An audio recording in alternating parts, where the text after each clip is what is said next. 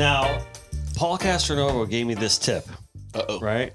And he goes, you always have to introduce yourself properly at the beginning of every show. And he goes, you never do. And I'm like, no, I never do. I really don't care. And then he's like, no, he goes, but just you got to do it. So I'm going to say, welcome to Connected by Water, right? Presented by Joey Cardi, Chrysler Dodge Jeep Ram, and fueled by Papa's Pilar Rum. And I'm gonna those are the important ones. Those are the important ones. I said, well, I always say those in the beginning, but he's like, well, yeah, tell people who you are. So I'm like, I'm your host, Dennis Friel. That is Dennis Friel, folks. Boom. Hi, Right. And I'm here with the co-hosts. You did it. Captain Skip Dana, Captain Art Sapp. You always do that. He's just a sail fisherman, Fonzie, Jimmy DeMarco. I'm just a grunt on the boat. Yeah, No chance. just a grunt on the boat, catches all the fish, right? And we have special guests here today. We do. Right? And a long time coming. We have, well, first of all, the new layer of the show that we have added is the Pilar Bar. And say hello to the Pilar Bar, right? So Karlene Rybinski, right, is over there. She's going to be our bartender today, right? Yeah. And Nicole is Celebrity here. bartender. Nicole is here for fun and flavor, right?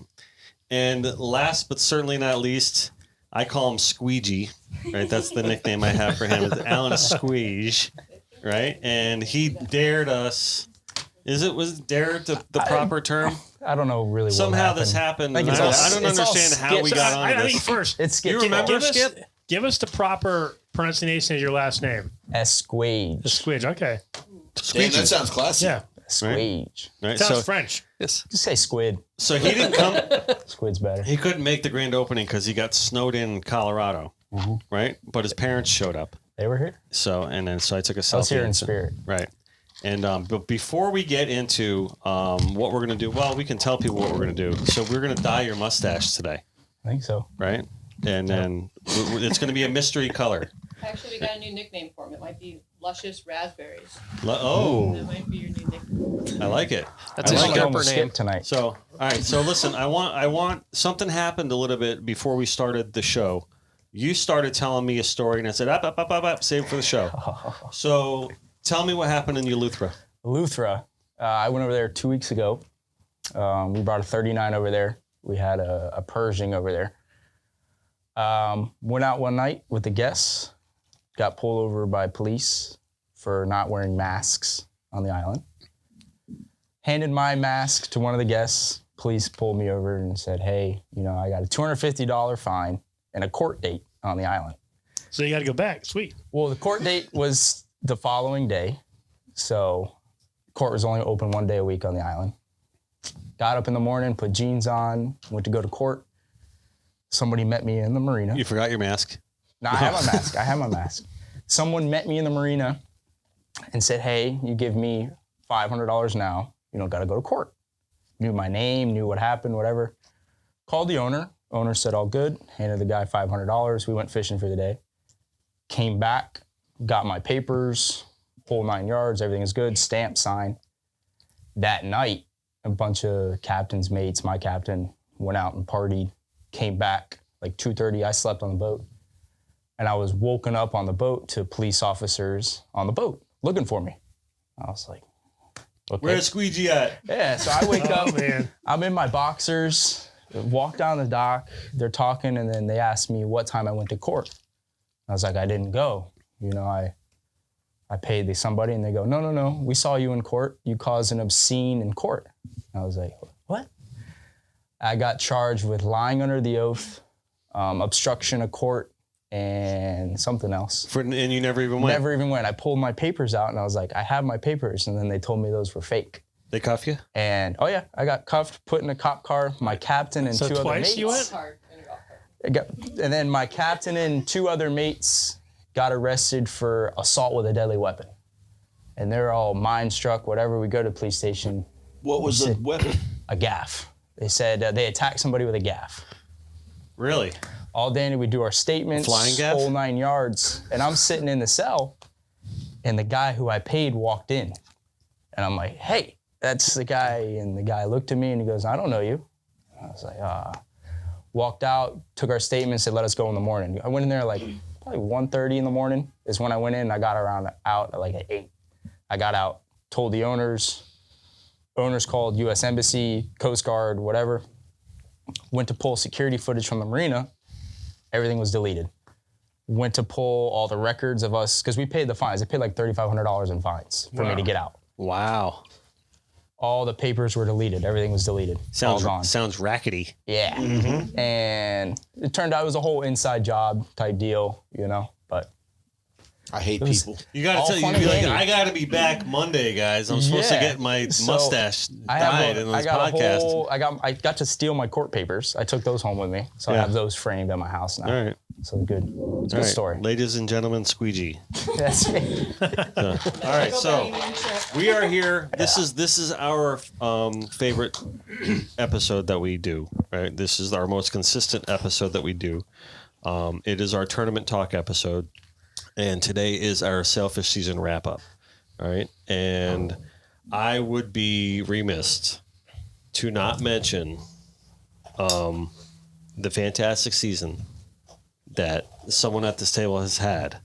Two people at this table. Well, yeah, I mean, that's what I mean. The native son, and it's really, that was another reason why I wanted you to come on the show, because it's really just, it was epic, guys. You know what I mean? And I know what you're going to say. If you're not first, no, I'm happy. You should be. You should be, because it was incredible what you guys did. The work you put in, and, you know, and just the sheer results. The results were just, staggering. It was a season for the ages, right? And to top it all off, you had a great finish at the Jimmy Johnson as well. I mean, we missed him in Miami. If he was in Miami, though, he'd have beat my boy, Pretty Nicky. Mm-hmm. And we'd have done a little bit better, and it all worked out. We'd have won the jackets. But he didn't go, so it's all Skip's fault. If Skip was down there, we'd have won the jackets. There's no doubt in my mind. I'm pretty certain he's right. Yeah? Yeah. It's I always get Skip's blamed fault. for everything. Yep. Yeah. All right. So I am going to say, just to recap Mike Lamb's post, right? Notable 2020 to 2021 tournament results. First place, Hope Down Tournament. First place, Cove Tournament. First place, Sailfish Challenge. Second place, Jimmy Johnson Billfish. Second place, Quest for the Crest Series 2021. Third place, Quest for the Crest Series 2020 from the COVID carryover. And the release roundup for the Quest for the Crest. And listen, the freaking reality impressive, is, guys. we top 10 in the last event too. Thank you, Jimmy. Heck of a job. Which typically you top 10. I'm not happy with it, but it's still an accomplishment to top 10 against these fishermen. They're phenomenal. Right. We were top 10 in operation as well. Yeah, no doubt. We had 7th in We had a operation. 7th in operation. I just literally just copy and pasted Lambs, because So these are all reality top was, threes here. And we got paid in operation. We actually did a little better than breaking even in operation too. So financially, it was stellar. I'm sure it I was. put it up against pretty well any other season that has been had in the series around here. Well, we got our resident historian in at the table here today to kind of explain to us. I got to ask you: have you heard of a Sailfish season on record that was better than that? I mean, I know. Listen, I know there wasn't the Jimmy Johnson ring, so close. I get it, right? It wasn't the jacket, so close. I get it. But pound for pound, dude, that had to have been the best season financially out there that I've ever heard of. I think 100% financially. Yeah, I would say the only thing that would probably have come close was to our first couple years on Liquid, because we did very good tournaments, and financially it was a good run. Yeah, for that. And then whatever we only. I don't know. I'm sitting here running Louis. Louis got some great runs too, and and obviously so has Nick Carullo, and his guys have had multiple win years. Rob's had some good runs, in over the years, and we got to give. We definitely have to give a shout out to Nick Carullo today. Oh, right, God, 1,000%. Right. And I know here's we're kind the of jumping around, but something I want to talk about with that though. So Nick Carullo and his guys, while it's their third year maybe on Showtime, they've been together a long time. Mm-hmm. Right, it's like 5 years, right? It's something like a lot more than that on a lot of them. Yeah, okay. a lot longer than a lot of them. And that's the thing that I think you can equate a lot of our success to this year. Is now this is our 4th year together as this group, right? And that's a big part of why we were as successful as we were. I had a conversation with John Van Dellen this morning on the phone, discussing that very topic. And if you look at the people that really did finish well, and that's the biggest contributor. Why, in my mind, is obviously consistency and gelling and the whole thing that goes with it. We talk about it on the show all the time. You know what I mean? But absolutely, 100%. That matters, right? The successes we've had in our past Jimmy and I on the native sun boat meat fishing. That group was together for 10 years. Mm-hmm. And by year 4, there was not a single tournament we entered that I didn't know we were going to win. Yeah. And better than 60% of the time we did. Yeah. Because, one, we didn't miss fish. And when shit got crazy, and it always does, between lines getting wrapped and weird stuff and needing a gaff here now, and it's always there. Yeah. And we're kind of getting there. Now, throw the wrinkle in this year with adding the big boat to the deal. And there were some situations that cost us fish, not in that we lost fish because of them, but because we couldn't get baits to them because we were on a boat that we weren't accustomed to. Mm-hmm. And there was one point where literally the ocean turned black with sailfish on the bow. And we had 2 guys on the bow with it tight with one, each with one, and one guy tight in the stern with one. And getting a guy on that 60-foot boat from the stern, hook a bait into the bow with a spinning rod to cast on them took too long, and those 2 fish that we were tight with took off, and everybody went with them. Yeah. Whereas a boat we're accustomed to being on our CV, we're tight with 2 or 3 more. Yeah, it wouldn't have been an issue. Yep. Yeah. Yeah, absolutely. So before we get too deep into it, I think you guys probably should get started. Right? Because let the bartender pour herself a drink. Oh, she wasn't. There you go. Anybody else need one, gentlemen? Yeah, I could do another sherry there. I'm okay, thank you. Yeah, that'd be fine. I'm good, thank you. Sherry. Thank you very much. So I'm drinking the Papa's Pilar Sherry cask. Yes, just regular dark for me. Regular dark for you. Sherry cask. I went sherry also. Yeah, it's good stuff, isn't it? Yes. Yeah, absolutely, 100%. I have a relic here. We're going to call it a relic at this point. Are we? It didn't even, 4 months old? Because it's retired officially. Speed up. Right, so this is officially retired, right? I'm going to show that to the camera there. And we have says 2021 Native Son, and it is signed by our beloved captain. Got a little bit of leakage on it.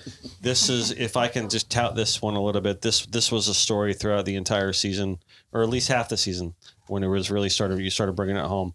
This was the lucky hat. I got blood stain and all on there. Yep. So this hat is officially being retired. We're gonna put a glass box in here. No, that's all I am. Just hang it on the wall or something. No, I'm gonna put a glass box, right? And we're gonna go like that, and then this is going to be the lucky hat, right? So no one is ever going to be able to touch that or wear that. That is officially retired. If it's missing before our first tournament next year, no, it may be on his head because I came and got it. So Jumbo, the story started getting out about the hat. So Jumbo had one already, and then so he figured he'd put it on for the last thing that would bring him that didn't work out for the Tar Baby. But it's all Tar Baby good. did win one though, just ahead of it. Was he on the boat for that one? So he wore it for that one down in the Ocean Reef, and they won. Right? Hey. So maybe there's something to it. Yeah. But I think your power superseded that one. So we'll just go with that. So all right, take me through your recaps, guys. What do you want to talk about today? What do we want to talk about?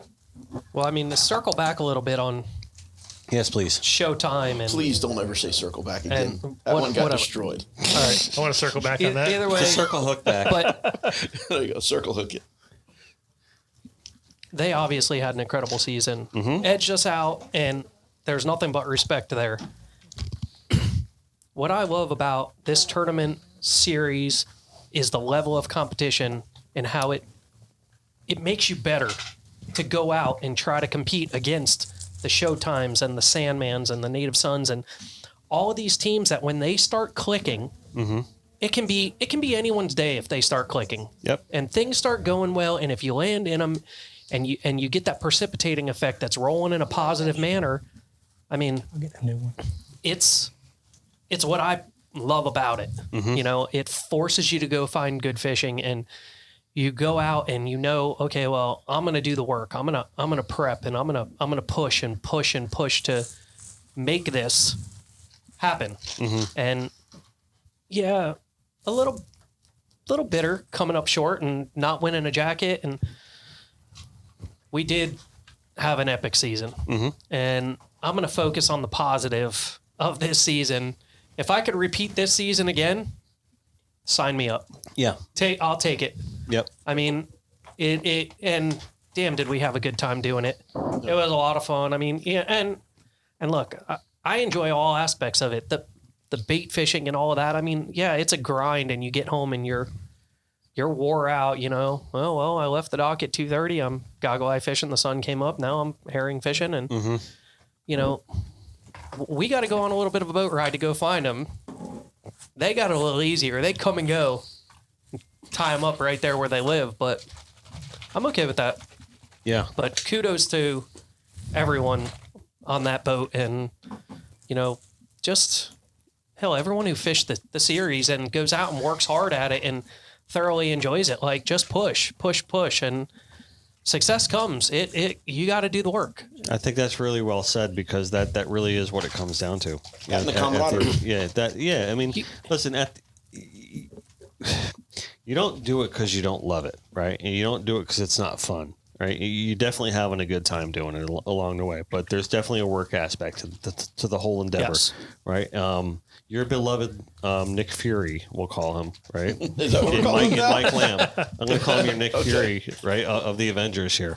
He showed me a picture recently, and he goes, and he was real heartfelt when he did this. He showed me this picture. He goes, "Hey, Dennis, you want to know why we win?" He's staring at his phone. He brings up a picture, and he shows me, just like that, he shows me his phone, and he goes, "That's art." At 3:45 in the morning, looking at his bait, making sure everything is good. And he goes, "You realize the whole team's still sleeping." Well, he wasn't, clearly. He wasn't, right? But he caught you out there, and he's like, he goes, you know, and he goes, shortly thereafter, everyone wakes up, art's ready, and people just start getting to work. And he goes, "That's why we win. You know, we're putting in the work." Of course. You know? It all depends on what you want to get out of this. See, I don't fish on that level. When I fish on a tournament, I'm jumping on a boat and I'm having a good time, and I'm more than likely I'm with a customer.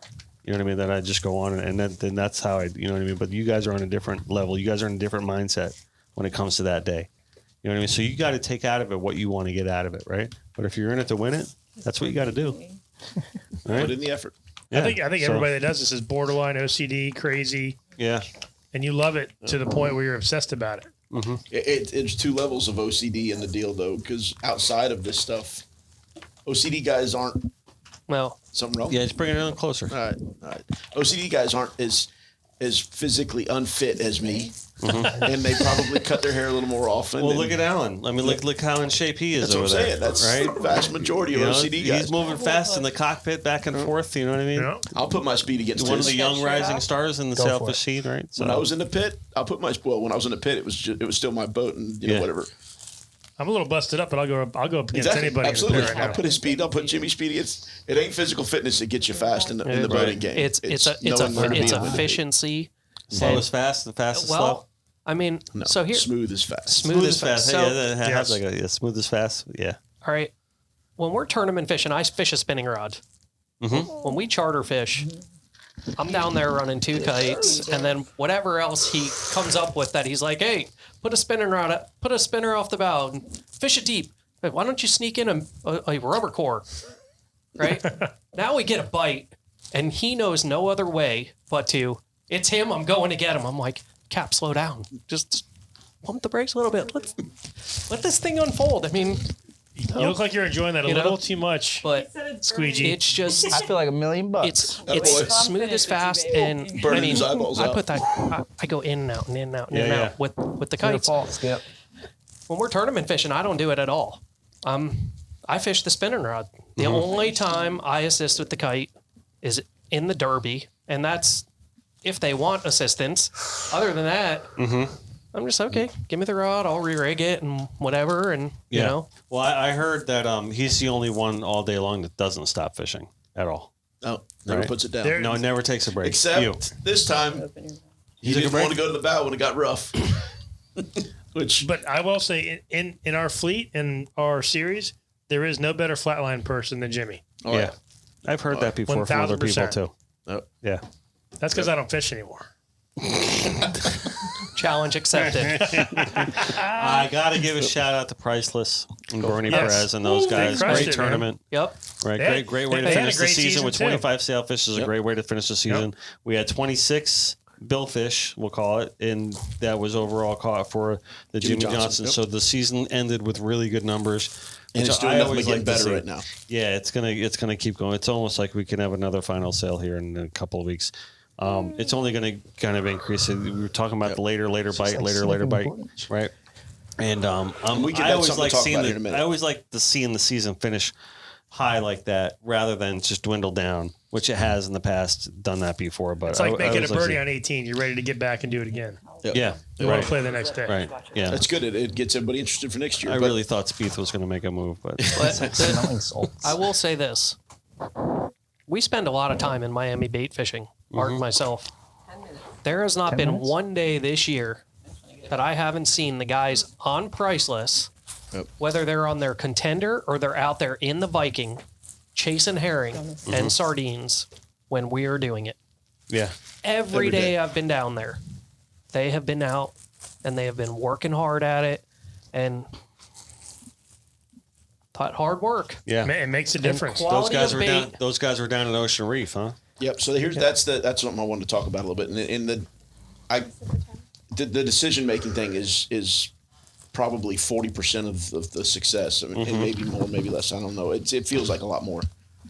You make good decisions and you give the guys opportunities through those decisions, and then you got to capitalize from it. So how the numbers exactly break out, and everything I do is a numbers game, and everything anybody, whether they realize it or not, if you're not making your decisions when you're running the boat by playing numbers, run the percentages. This is 30% more likely to be successful, 80% more likely to be whatever the number. I mean, you got to run the numbers the whole time, and that's how you make your decisions on where you're going to fish. People go with the roffers and all that horse shit. Fuck it, I don't need that. I don't want that. You've got experience. Run the numbers, and you run the numbers constantly as the day progresses, and as conditions change, that changes how the numbers work and how you make your decisions. And at the end of day one, we're work fishing south, and we'd worked our way all the way to Ocean Reef, and the condition was there. It was epic. It was absolutely epic. And there was 4 boats fishing, Priceless being one of them, and they made a late run there. By the time we got there, they were fighting the fish, and they only caught one more after we got there. And we fished for an hour there. And I didn't see the numbers being caught around me, and we didn't see a fish, though the condition was there. And I've been there in April and seen that condition and seen 20, 30, 40 bites in epic, and I've seen that condition and seen none. And with what I saw, and not knowing that Priceless was there all day, but they'd caught 15, and if they were day one, yeah. And if they were, well, I say that they got down there on the tide, which is part of the deal. And I told everybody going into the thing, I told Jason on the edge, I said, we got a tide all day long, and our tide starts at 9 o'clock on day one, and basically you fish it till 3 o'clock, which is when we got there, one of my failures in decision making. That was a 9 o'clock to 3 o'clock tide, and they caught 14. No, what did they catch on day one? 11. 11. So they caught 10 on the tide, 1 off the tide post the tide. And that's the one thing that got out of my head. I didn't. But anyway, whatever. So I'm working that, and I said, all right, they didn't see enough. And the other boat there was a blue Fish On. Fish On, yep. Was there, and they only caught 4 fish, kind of pre-tide, right as the tide was changing to start outbound, and then no more.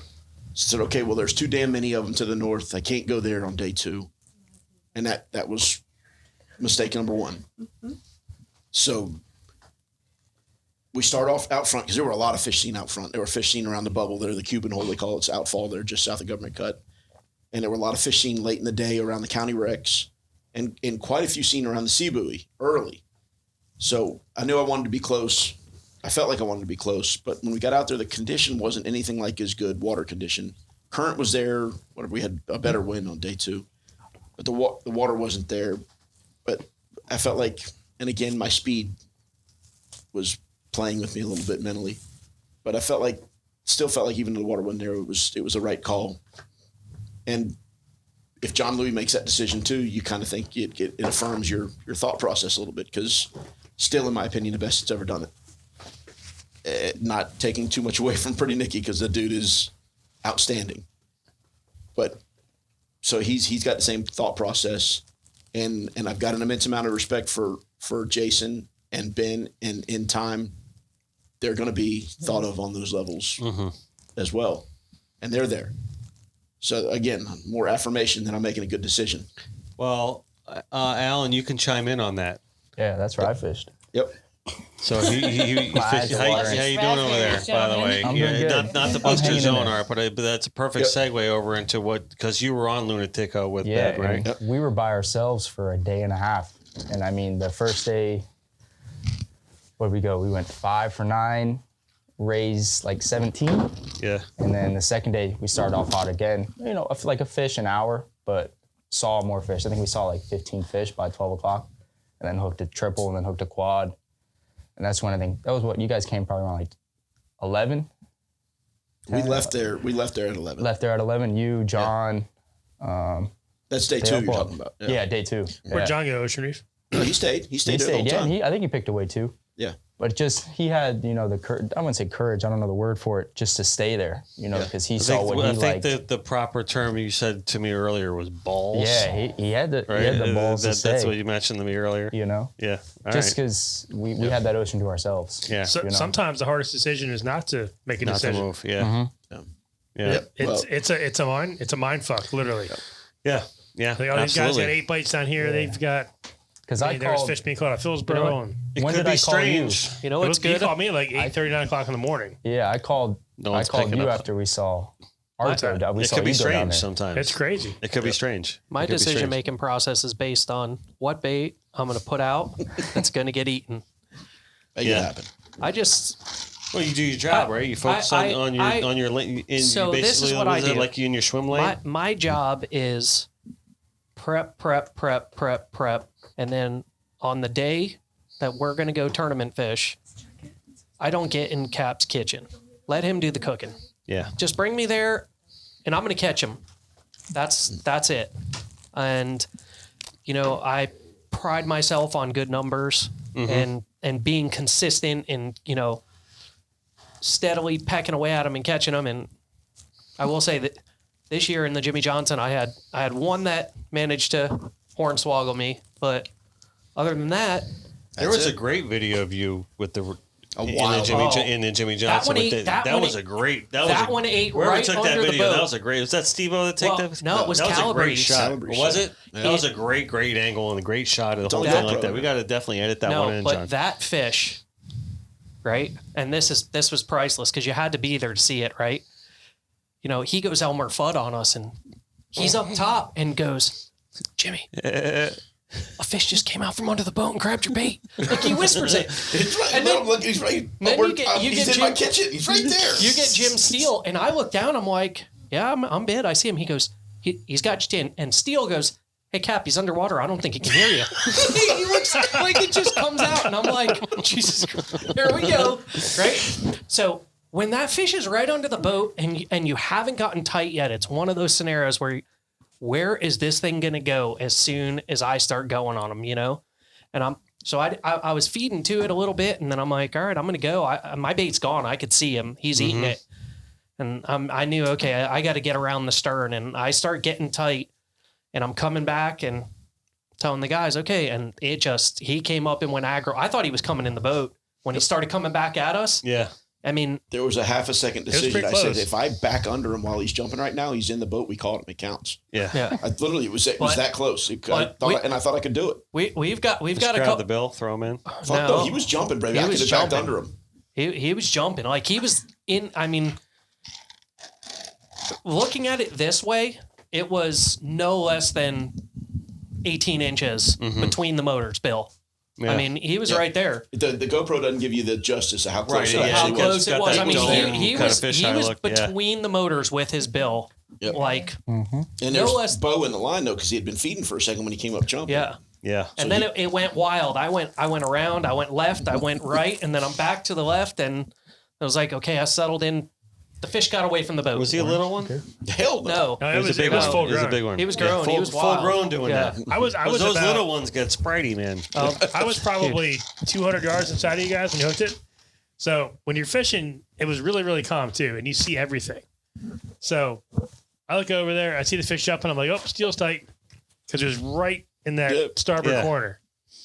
And then I heard you call it in to Marco. I'm like, well, that's weird, you know. It It was a weird one, no doubt. Nobody picked up on my segue for the strange questions, but before when I was like strange. You I've guys got other ready thoughts to still grinding right now about That's the all right. moves, but we're going to That's talk all right. about it We'll later. get back to it. We'll get back to it. You guys need a drink? Oh, look at you. All right, so I want to point out one thing. I want to point out one thing. Karlene, hold on 1 second. I want to point out one thing, that you are wearing a shirt from the greatest bar that has ever graced our land, right? The Treasure Trove, right? So thank you very much. But she got holes in her britches. So we're gonna do a little. Where'd Squeegee go? He's washing his Washing it out. Already? Is it burning, Squeegee? Dude, his eyes were watering when we just looked back good, over dude. at it. Is it burning? All right. You can't sniff that stuff too long. He signed up for this. He did sign up for it. It was this. That's the funny part about it. It's like it was all his idea. Hey. He said, "Hey, what do you dyeing my mustache?" On the I thought, podcast? I was like, okay. So originally we were going to shave it off. That's how it started. Is that what it was? Yeah. A wise man once told me, if you're going to be dumb, you better be tough. Who was that wise man? I've heard it. I've heard it numerous times. All right, so this is fastly becoming a tradition on this episode, where we do not field Facebook Live questions. We do not field strange questions. The Papa's Pilar strange questions. We can roll the bumper. Right. What did I do with my drink? And I think you're getting refilled. you're getting a refill. I'm joking. I know I'm not that dumb. Oh, you're already live. Yeah, I'm working. You're already live. I'm waiting for people to show up. They always takes them forever. I married What up, Trey. Fang? and his Hey, wife. there he is. Wait, is it done? It's not done yet. It's just It's just bleach. much lighter. It looks like it's gone. It does. It disappeared. It looks much better now. So Like white? Come on. it looks white. So all right. So Here's the first question. All right, give and me it the ties first in with question. Jimmy not being able to figure out how to get his live thing going. Question Okay. is, have you ever So done Mike Lamb asks, what do Wahoo and Scooters in Miami have in common? Look at me. Which is I know the answer to They, that. well, let's say it. They both hate Fonzie. So, again, Jimmy DeMarco, a spectacular fisherman, no denying it, all right. has never caught a Wahoo on live bait Oh gear. yeah, go light. Really? Oh, yeah. Oh, Yep. yeah. Yep.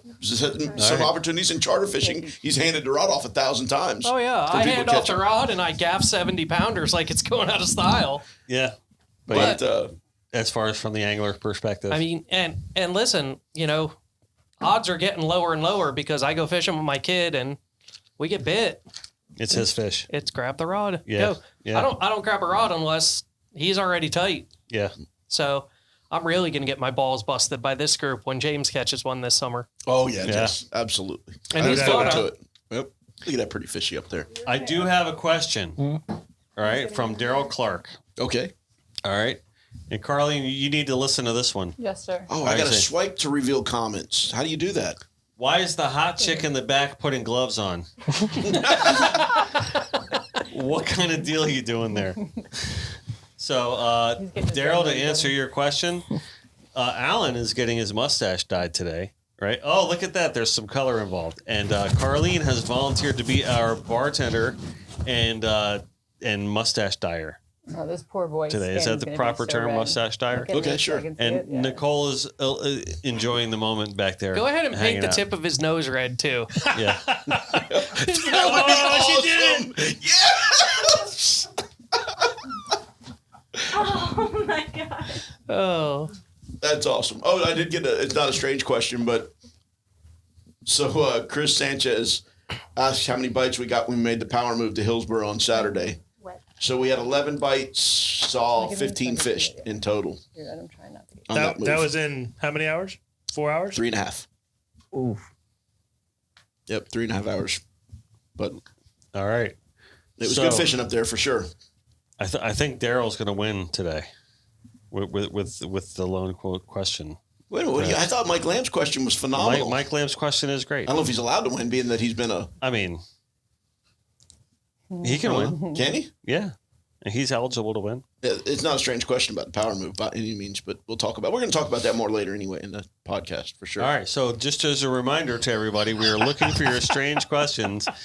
hey, did you Wow, know she was Alan such an gets his artist when you brought her on to mustache do Look like this? Rudolph We are now. celebrating the end of Sailfish season. This You is look our like, Sailfish oh, season look at wrap sharp. up, Over here. I actually episode. think it looks better. right? Do you like sail fishing or meat fishing more? Brian, Yes. the competition in sail fishing has me absolutely hooked. The meat fishing is my first love, but the the sail fishing is where I'm at right now. I And have Tim a Maddox question. predicted it Tim Maddox did? years and years ago. He said, dude, you're going to start bill fishing. Yeah. And It's over. the stuff you're doing over here is, and you know what? It screwed me a little bit because I dearly love that other stuff. But for 5 years, I didn't give a fuck about I didn't care at all about the meat fishing. I kind of dipped out mentally, dipped out. I didn't want to put forth the effort because it's exhausting. Yeah. And in these last 2 years, I kind of got back into it. I loved it again. And you can do it all. You can absolutely do it all. But the sail fishing got me hooked. We have a question from Lexi Creary, who was recently a guest great on our podcast. show. Right? Great It was a podcast. great podcast, wasn't Excellent it? job, She did Lexi. You an did a great amazing job. All right, so Lexi works for HMY Yachts, and she is definitely a friend of the studio. Yep. She asks me to ask you, what How do I song best represents your team? And that is a question for 1 and 2, and maybe even 3 over there. Yeah. All right, Best song. all right. So you got a red nose. Yeah. Rudolph the Red-Nosed Reindeer. Can I zoom? I can. All right, here. Let me see your nose here. He's got a red nose. Do you All guys right. have a go-to song you go to? Mike got heavy on that having a record year. I don't remember who the That's an artist Eric is. Church. Was it? That's a good He song. got heavy on that one. And then anything Hank Williams Jr. or Charlie Daniels. He had him play at Charlie Daniels band. What the hell was the song? Not Devil Went Down to Georgia. is it? No, know. God, no. But yeah, he plays Thunderstruck too, doesn't he? Long-haired country boy. There you go. Oh. There you go. Yep. At the Leave awards. that long hair country boy alone. Yep. That is he it. played that one at the awards. Yep. All right. For us, we play a little bit of everything, but in the morning, whenever we clear the inlet, we always play Superstition from Stevie Oh, Wonder. that's right. We talked about that. Yeah. The superstition. Not Yes. getting any more questions though. Nope. All right. Well, No. we're gonna cut it. We need to pick a winner then. I think you What? can contest to our song. Yeah. What's your song? Remember that Body by Megan Thee Stallion? Oh, good God. Yep. You remember when you fished with us with the Cove tournament? Well, yeah. Well, The what happened? barfing dog. Oh, yeah. That's right. That's the one that Nicole was all doing the Yeah, thing. oh, Yeah. yeah. Yeah. Not All nearly. right. even We're 10 gonna cut it. minutes. So we need to pick All a right. winner. Daryl was not happy that you did not pick his question. No. So we go with Daryl. Yeah, and you got Mike Lamb, we got Daryl, we got Lexi. I don't know if someone asked you a question. That was a fishing Sorry. question. Maybe It a fishing really- question. Yeah, There's just one said- asshole in the I actually group. like the mustache. The nose thing is The what's nose, throwing me over yeah. the top. Yeah, It won't come off, so you guys. It won't come off? It's Nah, it's not coming off. Oh no! No, for real. It's done. gentlemen. It's done. It's going to take some acetone. We've all had a little acetone Oh, on let me our see nose that. every Let me now see and that. then. Let's go here. All right, Squeegee, take a look at me over here. So he's got a red dot on his nose that will not come off. And a It's blood luscious red. raspberries. And a blood gentlemen. red. Luscious All right. raspberries. Are you regretting this decision? Absolutely not. All right. Good. It's power. So do you have to rinse it out again? All right, Mike I Lamb. think so. I don't Hey, know. listen. Yeah, So rinse out. Mike, hey Mike, Funniest Mike thing, Lamb, maybe. Mike Lamb just entered in the room again. I guess he's got to win here. So ask Fonzie about scooters. So You got to show him that video. Oh, yeah, we do. The So- one I You, showed you. got a good video of it. all right. All right. So Yeah. these scooters in Miami everywhere, right? We're coming out of dinner on Thursday night. And the guys, hey, let's jump on these scooters and ride back to the boat, back to the hotel. So you have to download an app. You got to do all this nonsense, right? So I follow all the prompts on the scooter. I download the app, go through it. Mike comes walking over and he goes, yeah, just push next. Okay, so I go through it. I put my credit card thing Poor in bastard. and scan my driver's license like it asks, and here I am. The scooter I walk up to, it says it's got 66%. I scan it. Nope, try another one. This one doesn't work. So I go to the next one. I start going through the thing. It's all the same stuff. Scan it. Nope, try another one. This one doesn't work. So now they're all laughing. They're riding circles around me. And I go to the third one. I scan it. That one doesn't work. I'm ready to throw them in the fucking river, right? These scooters, they're worthless. So No, they're just racist. I check my credit card statement the next morning, and I got charged for all 3 scooters that I never owed. So that's probably what are the scooters So in Miami. the moral of the story is don't ever go to Miami. I love Miami. Well, Do you? no, the it's, ocean. By ocean, yeah. I mean, there was some good people watching at Bayside. Great people watch. I mean, Great people watching. Alan's got a hell of a scooter video to show the world. Scooters. We like scooters. He's got a scooter video That's a good that'll one. make you laugh. That was from the balcony. I mean, she went down hard. Hard. Oh, really? Real hard. Twice. Dude, Bernard went down hard twice, That's what and he Steve told me. went down hard once. Bernard went full. He rolled for 20 feet off into the sand. Like after Tico? he tried to right ride next to an through the ambulance. sand. Yes, he did, and through the grass and all over the And- place. But he died. He took, then he lived. He took 3 or 4 steps to keep up with the pace he was moving, and then he just had to, roll. He fell well. And he's dad on the boat. He's the oldest dude on the boat. That's I'm gonna put his daughter on. He called me right after that. He goes, "You would have thought I was 20 years old. I thought the scooter could go on the sand, but I guess not." I was like, "Dad, come on." Hey, at He's got a young some soul. point, he Yeah. was ready to jump one into the river. If we would have had a ramp, he was going. Oh, yeah. He said some lady was like, "You're too All right. old for this," and he was super. I'm gonna offended. cut the live. I've been going live for too long. So the winner is Mike Lamb. It's funny to me. Sure, I yeah. was there. Maybe you had to be there. I don't know. Maybe you had to be there. All right, we're gonna call Mike Lamb 15. the winner of the strange questions. So thank you for joining us, everybody. Yep. Listen, at one point I saw 25 people watching, so I think You did we're good. pretty good there. So all right. See you later. Peace. How you doing? We're doing, baby. Coming in hot. So do you have to rinse that out, or does that stay just like that? Just that's it for you walk this way, just like that. Oh, It's all for you. It's awesome. All right. It So is now we're awesome. gonna get a little It's serious. all for me. Yeah, we still got more to talk about We this. still got last more to event. talk about. So take it away while I make this live. Cast nets are common on land in Miami. Yes, they are. What's that? Cast nets. Cast nets. Everybody was wearing a cast net down there. Oh, All the you others. just telling me Or this. like a gill net or like a mullet net, Yeah. one that you'd throw for mackerel. Yeah. Oh, jeez. All right. So we're gonna recap Sailfish season. But I want to finish in this style. final So sale that's first. what I'm saying. So we're by circling, hooking it back. So there is a group of Circle fishermen hooking it back. circle hooking it back. Yes, we're going to circle hook it back. So, and it ties in with red hair, doesn't it? Circle hooking it back. Right. Yes, It does, actually. If you can't, Yep. anyway. So one of the things I love, and the reason that we started this whole thing when we were talking about it, was running the thought process back, because I'm not doing this for the people that are watching. I'm doing this to get better next year, and as I get older, it's harder and So- harder to sit down and run So the for thoughts. the sake of the audience, I'm going to say the reason that Art said one of the reasons that we started doing this version of episode of the podcast is for basically reliving, recalculating, you know what I and mean? then having people talk to Right. me about it down the road, and Right. having a guy like So Skip and it's and today with therapeutic. Jimmy. It's analytical. It's right. All Exactly. the above. Right. Exactly. So I throw it out there, and part of it has already come back a little bit with the guy. He's now thinking about it. How many bites did you get? Absolutely. And there'll be discussions down the road that will help in future decisions, and it adds into that numbers game I'm talking about. So it was I guess it was we got there at 12:20, so it was 11 o'clock when it was 10:15 when I first made a decision to go. We talked about it Saturday I morning. was on the phone with Skip talking about it. We'd heard about some stuff going down back home. Several of the charter boats were seeing fish both on the troll and live baiting with 1 kite and 2 baits, and they're seeing real quantities of fish. And I knew nobody's going to do it like we're doing it, if I were up there, so that if they see 6, I'm going to see 12. And there was a boat had seen 6 in the morning up there, and the condition was right for seeing real numbers up there. Water, wind, everything. Southeast wind this time of year up there can be great. Mhm. Really, really great. And I made a decision at like, I guess it was 10 o'clock or whatever. Right, screw it, we're going. And then I make a jump and I see a boat tight. Ben was tight. And all right.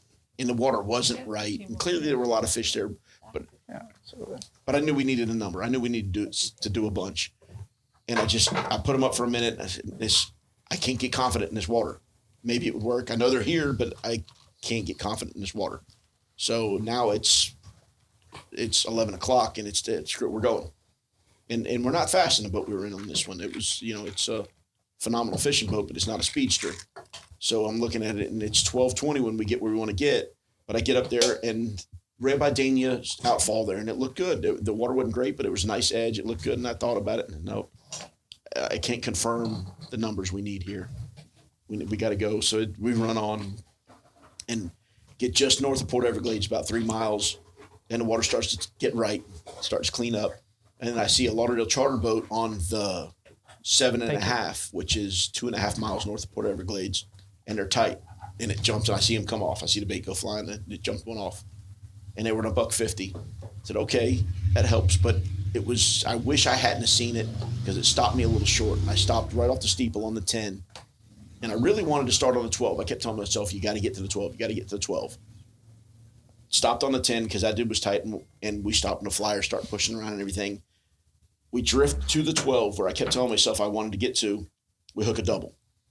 And we caught both of that double. So, all right, here we go. Hook one on the right short, one on the spinning rod. Mike Lamb's on the bow at this point on the spinning rod.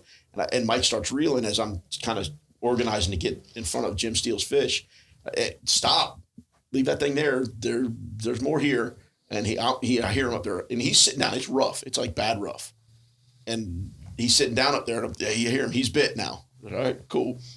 And we'd already released in Calmer Ocean the day before a couple fish off the bow. But so whatever, we do those 2 fish. And it was eventful, but it was cool. We get it done. Kind of reset real quick. Another double. Fish on the right long gets wrapped up all the way to the freaking main line. Comes off. And I watch it coming along. It shows up on the left middle, and it's middling around deep. Like I see him 10 or 12 feet down there thinking about it. But he's already been wrapped up, so he's freaked out of it. Another one eats on the left short. And we catch that one. We don't ever get that other one to bite again. So it starts, that was right on the 12. So the decision process, I don't see that guy get tight down there on the 7.5. I don't start on the 10. I start on the 12 where I want. It's the mind fuck that gets you. Yep. So it was a bit of a time there that we didn't get bit because I started too soon. I just get mesmerized hearing these stories that you tell like this. Oh. This is the thought process that I talk about. I mean, because you do it so well. Not well enough this time. No, you tell the story. Yeah. Well, right, and that is the truth. I mean, you really do draw it in, and I think that's one of the reasons why people really, really love this episode because you do really take people to the moment and give them a different perspective. Like, I mean, you fish with this guy all nonstop, right? Since 03, right? You know what I mean? And I'm not taking away anything from your talents because those are evident, right? But I mean, it's got to be, majestic just to feed off that at all times, and having you guys here. And I'm just going to break this down because I do want to put a little perspective on the episode because, we've been doing the tournament talk episode for quite some time now, right? And I always love wrapping up Sailfish season because it really does give you a chance to kind of look back on the entirety of the season and get your guys' perspective. And I really can't think of 3 better guys to have in the room than the 3 of you to really get the proper perspective on all of it, right? But I just find myself just getting so drawn in to when you tell these stories of the moments that happen. I mean, you tell the stories as well that so greatly too, and that's I'm just enamored by it. You guys have to feed off each other. I only had one. No. I had one story this year. That's it. No, but that's this. Yeah, but that's this year though. That's this year though, Skip. The truth of the matter is, it's like when the stories are there, it's the same situation. But even right? on the days where we're fishing solid, we only had one really good tournament this year. That was the Jimmy Johnson. We caught fish all year, but it wasn't enough to get it rolling. But it's the same thing. You're second guessing. You're like, I was running to, I don't know, like days that I was running to the 31 off Boynton. I saw somebody get tight off the Ritz, and I stopped and fished for like 20 minutes. You're like, oh, I should have kept going. Just one you fish, go there right? and set up, boom, you get a bite right away. It's just one of those things, Yeah. It's a mind. It's your mind. It gets in your head. You got to get comfortable, and that comfort that you find when you get to the right spot isn't. It's because everything that your brain is telling you needs to be happening is happening there. It's not an actual. It's a physical feeling, but that physical feeling is created by a mental process that has finally melded into the right situation. And John Louis has become a dear friend, but I've never had the chance, and I want to get him at this table because I want to be able to sit down and see. We've talked about making that happen. We really should get that going. I've never had the conversation I want to have with him that Skip and I have had. The only thing we've got close to was when we were in up there, that hunting camp thing. Yeah, where And we're that all was- kind of. He What do you says see? he What wants do to you come on the see? show. He's told me he wants to come on the show. We should make that happen. He's the He best. doesn't get to come on the show that I he's- don't get to sit next to him. He's very quiet. Like, I know. He's but- very but- unassuming. Yeah. Yeah. And he's just a great guy. See, Phenomenal. I think that you have to be able to take the same amount and process on those bad days Yep. and say what went wrong and how, rather than going home and just kind of today sucked, I wasn't on my game, whatever, drinking yourself into a stupor. Like, it happens. I mean, you got to process it and learn from Until they're getting naked. those bad days versus those days when everything went right. If you're not learning just as much, if not more, from that day when you made those bad decisions and why that happened that way or can't it see didn't that. happen, I'm good. Thank you. it's just as important. So Every day- you bring up such a solid every point, day Jimmy. you have to bring something home from it. And this is something that, I mean, I've got a son that just turned 13 and I tell him, listen, you don't need to learn everything, but every day we go on the boat, just bank one thing, learn one thing. You don't need to learn it from me because he's my kid. He doesn't listen. Let's just be honest to me. Yeah. Yep. But if Art said something to him, or if he was on the boat with Skip and Skip told him something, he's a sponge. It won't go away. He'll just, okay, I got that one, But with me, it's kind of like we lock horns, and I tell him this, and I tell him that, and then it happens and it unfolds the way I was telling him, and it either worked out for him or it didn't. And when it didn't, I'm like, buddy, I tried to tell you, but now process it and let's learn from it. So I want to add on to what he just said, right? And I want to bring a little bit of a real world perspective because, let's get back on land from the water for a second. Don't right? want to. Humor me here, right?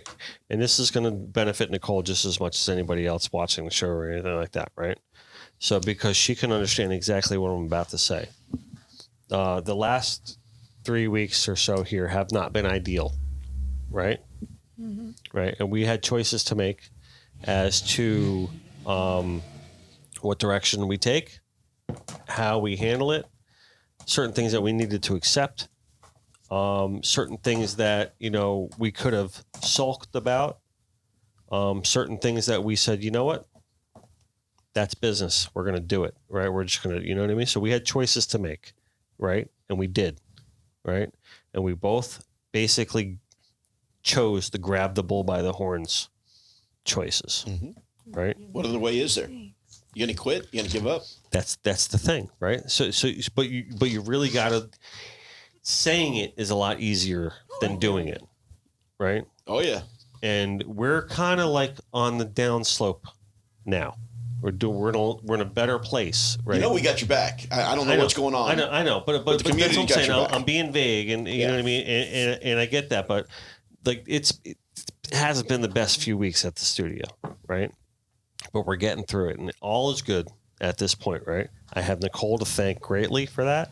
She's been a rock star, okay? She's a good kid. Yeah, and I want to give her a shout out. She's been amazing, right?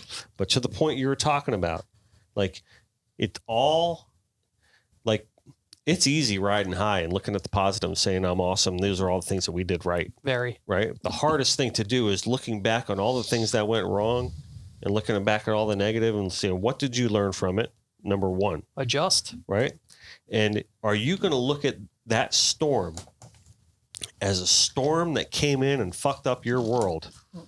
Or are you going to look at that storm as a cleanser and saying, there's a reason that happened and maybe those things just needed to go away, right? And we're going to look at that storm as a reboot. Adversity doesn't build character. How you respond to adversity 1,000% is what builds character. And, in what we do and when we're fishing, you miss 2 or 3 in a row and things can go sideways. And sometimes you just can't get it back and things fall apart on you. I mean, you catch 10 in the first couple hours, you hook a guy in the nose, and then you miss the next 10 the rest of the day. 12, actually. We missed the next 12. We did catch 2 more. We wound up with 12 Yeah, that well, day. we were 24 bites, though. But I'm just saying. Yeah. Fishing is an art, and art imitates life.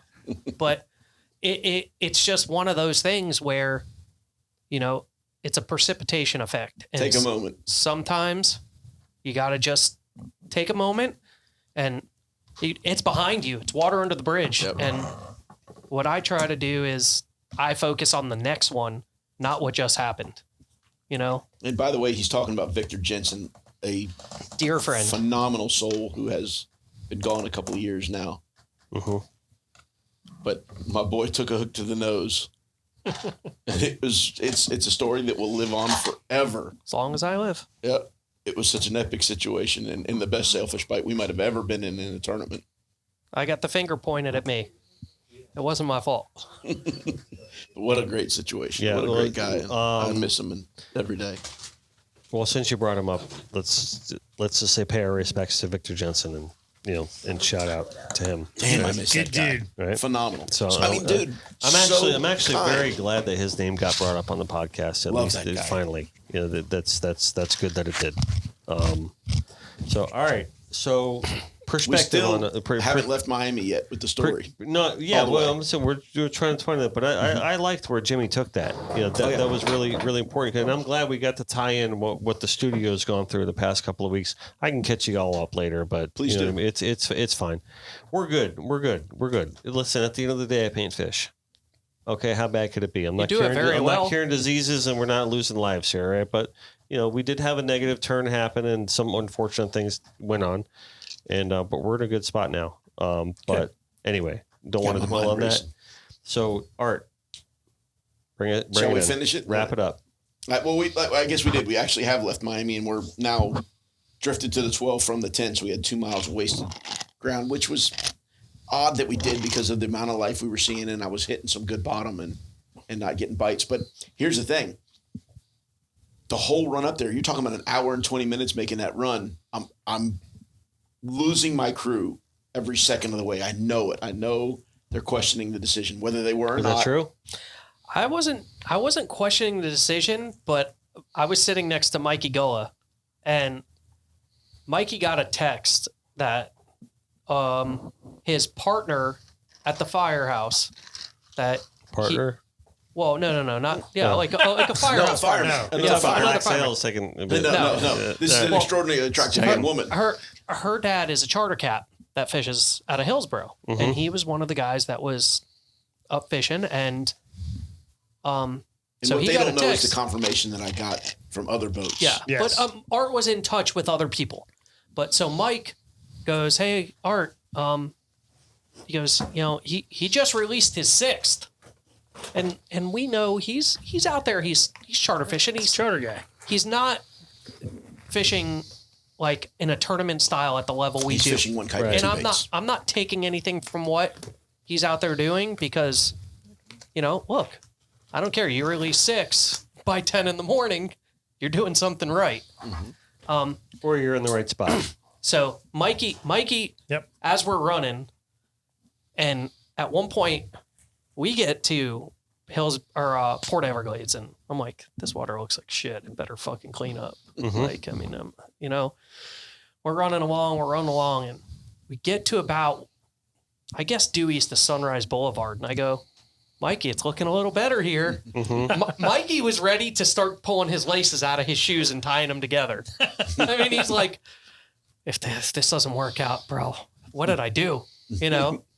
So that was kind of what was going on. And I'm sitting here thinking, man, how many are they catching while You're running. while we're running? Yeah. You know, you pull That's- I lines. don't care about that. That ever. comes I into know. the whole you know what? mind thing. You know what? is- Let's pause it right there for a second because that's always an ongoing thing, right? Yep. And you immediately said, "I don't care ever." Ever. Okay, because they're doing and I doesn't always matter. think that too. I always think the lines in the water, you're not fishing. Yeah, I'm but fishing that whole run. No, but I know, if but you're- I want to If hear you're that fishing from in the you, wrong though. spot, it makes no difference. Yeah. yeah, but I mean, not necessarily the wrong spot because there were a lot of fish down there Yeah. the day before. Not enough. So I'm not questioning, Where we were, not Where- enough. Yeah. but I just think that sometimes you're better suited with bait in the water than running. And not necessarily like had we started at Hillsboro and fish down there Probably all would have ran day. away with it. Done. Because if we It would have would've been- fished, it would've I was been a contemplating complete- fishing Hillsborough both days. It would have been a completely different outcome. Yeah. I mean, I think had we had another 20, 25 minutes and made one more pass through there, we might have gotten those couple of bites that we needed Not to a get might to the have. jackets. Not a might. I mean, there were fish there. No, we might have caught those couple of fish we needed to win the jackets. We had the bites to win. That was Pier to Yes. Hillsborough? We saw our first group at the 12, and that was another one Kind that of barracks-ish. yeah, and there were fish there, and there was a lot of, and I never made the re-jump because I had fish in the spread immediately following releasing the 2, so I never made the quick re-jump over it, and that's I ate myself up alive with that, but I had bottom I was working my way towards. Yeah. So I was fighting, do I make the quick jump over where we just had 4 bites in a blink of an eye? Or do I continue this drift to this bottom? I know we're going to get bites in a few minutes. That's the mind. Yep, exactly. So I continued to drift, and we did. Whatever, there was 4 bites there was 7 bites here that we ended up getting, and not to mention the couple other fish that I've got video of swimming around the boat while we're tight with a few of them that we couldn't get the bite for some reason. Swam right under a sardine that big, and that big around. I've been growing for 6 months, and whatever. But so the only way you'd know if the decisions were right or wrong is if you could redo it again in the exact same moment, the same situation, which Yep. And it Simon never Simon happens like says you that. can make you do it, but who knows about all that. And Listen. I'll say this, just because of my experience, and I'm better suited on deck than I am doing what he does. Well, I mean, there's only so many people on planet Earth that can compare themselves Well, to I mean- him in the tower. I can go find fish, Sure. and I do it, but I have more fun on deck. Yeah. Well, listen. You guys got to understand my perspective on this, right? I get the 30,000 foot view, right? On what you guys go through. Okay. What am I And hearing? I see the what? You See look if they're handsome. playing. You look Oh, he was handsome, moving brother. around. You look handsome. I love the red. I get to hear you therapeutically, like as your psychiatrist, your fishing psychiatrist over here. Like It's actually good to talk every about month and a it when you're half. done. You know what I mean? You know, It's a genius idea to do what we do. I think it really is. And if you guys want to talk about level of dedication, this is part of it, Oh yeah. right? So this is part of the process. I know talking about the shoulda, coulda, wouldas just eats you up, right? I get that. I mean, but so much of it, like we talk about the chess game of it all, right? God, if it pays off huge, right? all And those are the number. risks that you Already got to said it. take. It's all numbers. Yeah. And you were in the right spot. Maybe it just didn't convert. Like, but you're talking about Here's the thing. hairline Oh, yeah. perfection to get to your goal, right? And you know, 1 or 2 things go right. Sometimes you do need a little luck. You do. You know what I mean? Yep. Without a doubt. We've caught fish wrapped into the main line. We lost one that got wrapped all the way to the main line. Yeah. We've caught fish that never had a hook in them. We had fish hooked that come off. So Listen, I love Bernie Perez like a brother. I really do. We're good friends, right? And the Priceless team, great team. You don't catch that many fish by accident. You really don't. But there's a certain level of luck by being in that spot that they were in to catch No, 25. that wasn't luck. No, that's- No. They knew that they was were doing. decision making. They knew. There was no luck there. Now keeping those fish on the hook, there's a 10% luck level there. They did everything right, and the bad things didn't happen. But making the decision to be So there, the bad things didn't the happen. bad things are the luck thing. Bad There's things that happen to all of us sometimes are bad luck. Good luck, fuck that. It doesn't exist. they've Doesn't exist. they've put in the prep hours that I've personally seen Mm-hmm. in terms of bait fishing that I've witnessed. But like Art said, the decision to be there, and That's math. from a couple of guys I talked to who were down Yes, there, Susan, thank you. there was a Thank you. lull for like an hour and a half where a couple of boats left. Okay. Mm-hmm. But that was in between the tide change at the end of the incoming before the outbound. The outgoing before. You fish Ocean Reef on the outbound. And then they wound up, we're going to sit it out because they spend a lot of time fishing down there. They knew it was coming. They knew it was coming. Yep. And they sat there and they fished on the right bottom with the right bait, and they took advantage of their opportunities, and kudos to them. Yep. I so know their thought process on day one because I watched it go down, and I had worked through it myself several times and was in the vicinity to make that same move, but we were seeing numbers that told me not to do it. But I knew when I saw them go south at 9 o'clock, I said, all right, I know what you're doing. I understand it, and it makes sense. It's a good decision. I just don't think it's the right decision right now. And I don't know them well enough to know what they actually saw for numbers once they got there on day one. Thank you. Thank you, Karlene. But I know the thought process that they made. And clearly, by the fact that they sprinted straight there on day two, they saw numbers that they didn't actually catch. They saw a hell of a lot more than 11 fish on day one. But again, I've got 4 guys that I talk to and have absolute faith in. Honesty, no doubt about it. One of them sitting right next to me right now. And those guys don't happen to be one of them simply because I just don't know them that well. They're probably very honest and I know them to be very good people. But so that didn't have any effect on my decision making on day two.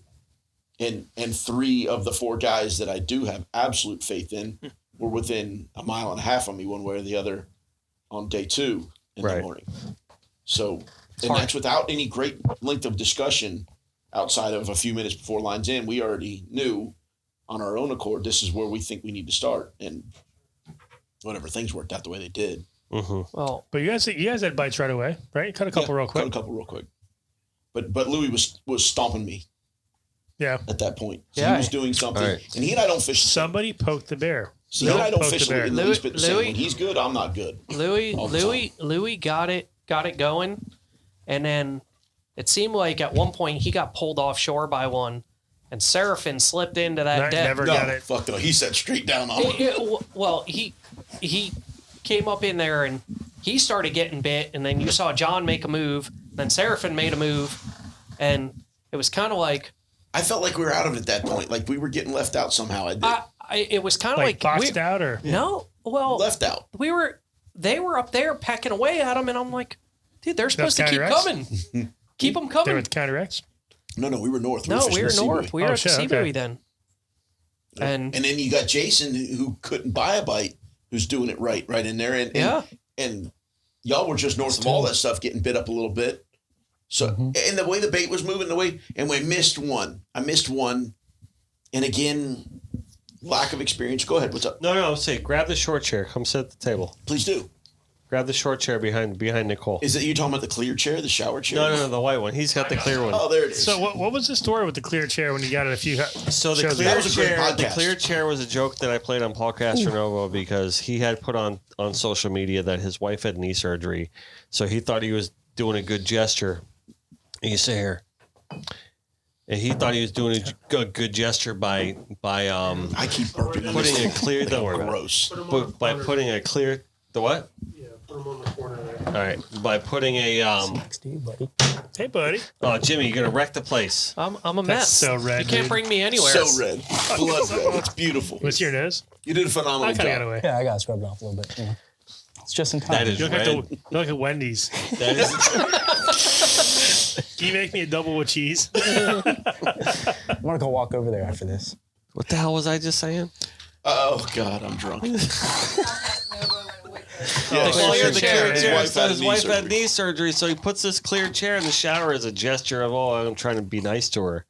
And then for some reason he posted on social media and he starts getting ripped. Like a fetish thing? Yeah, is this a fetish thing? Or, you're an old man, blah, blah. How does it look from underneath when she's taking a shower? Like that. Yeah. That's where Skip was going with So it. anyway, Looks like when he showed up for the podcast, so when he showed up for the podcast the following week, we surprised him with that chair.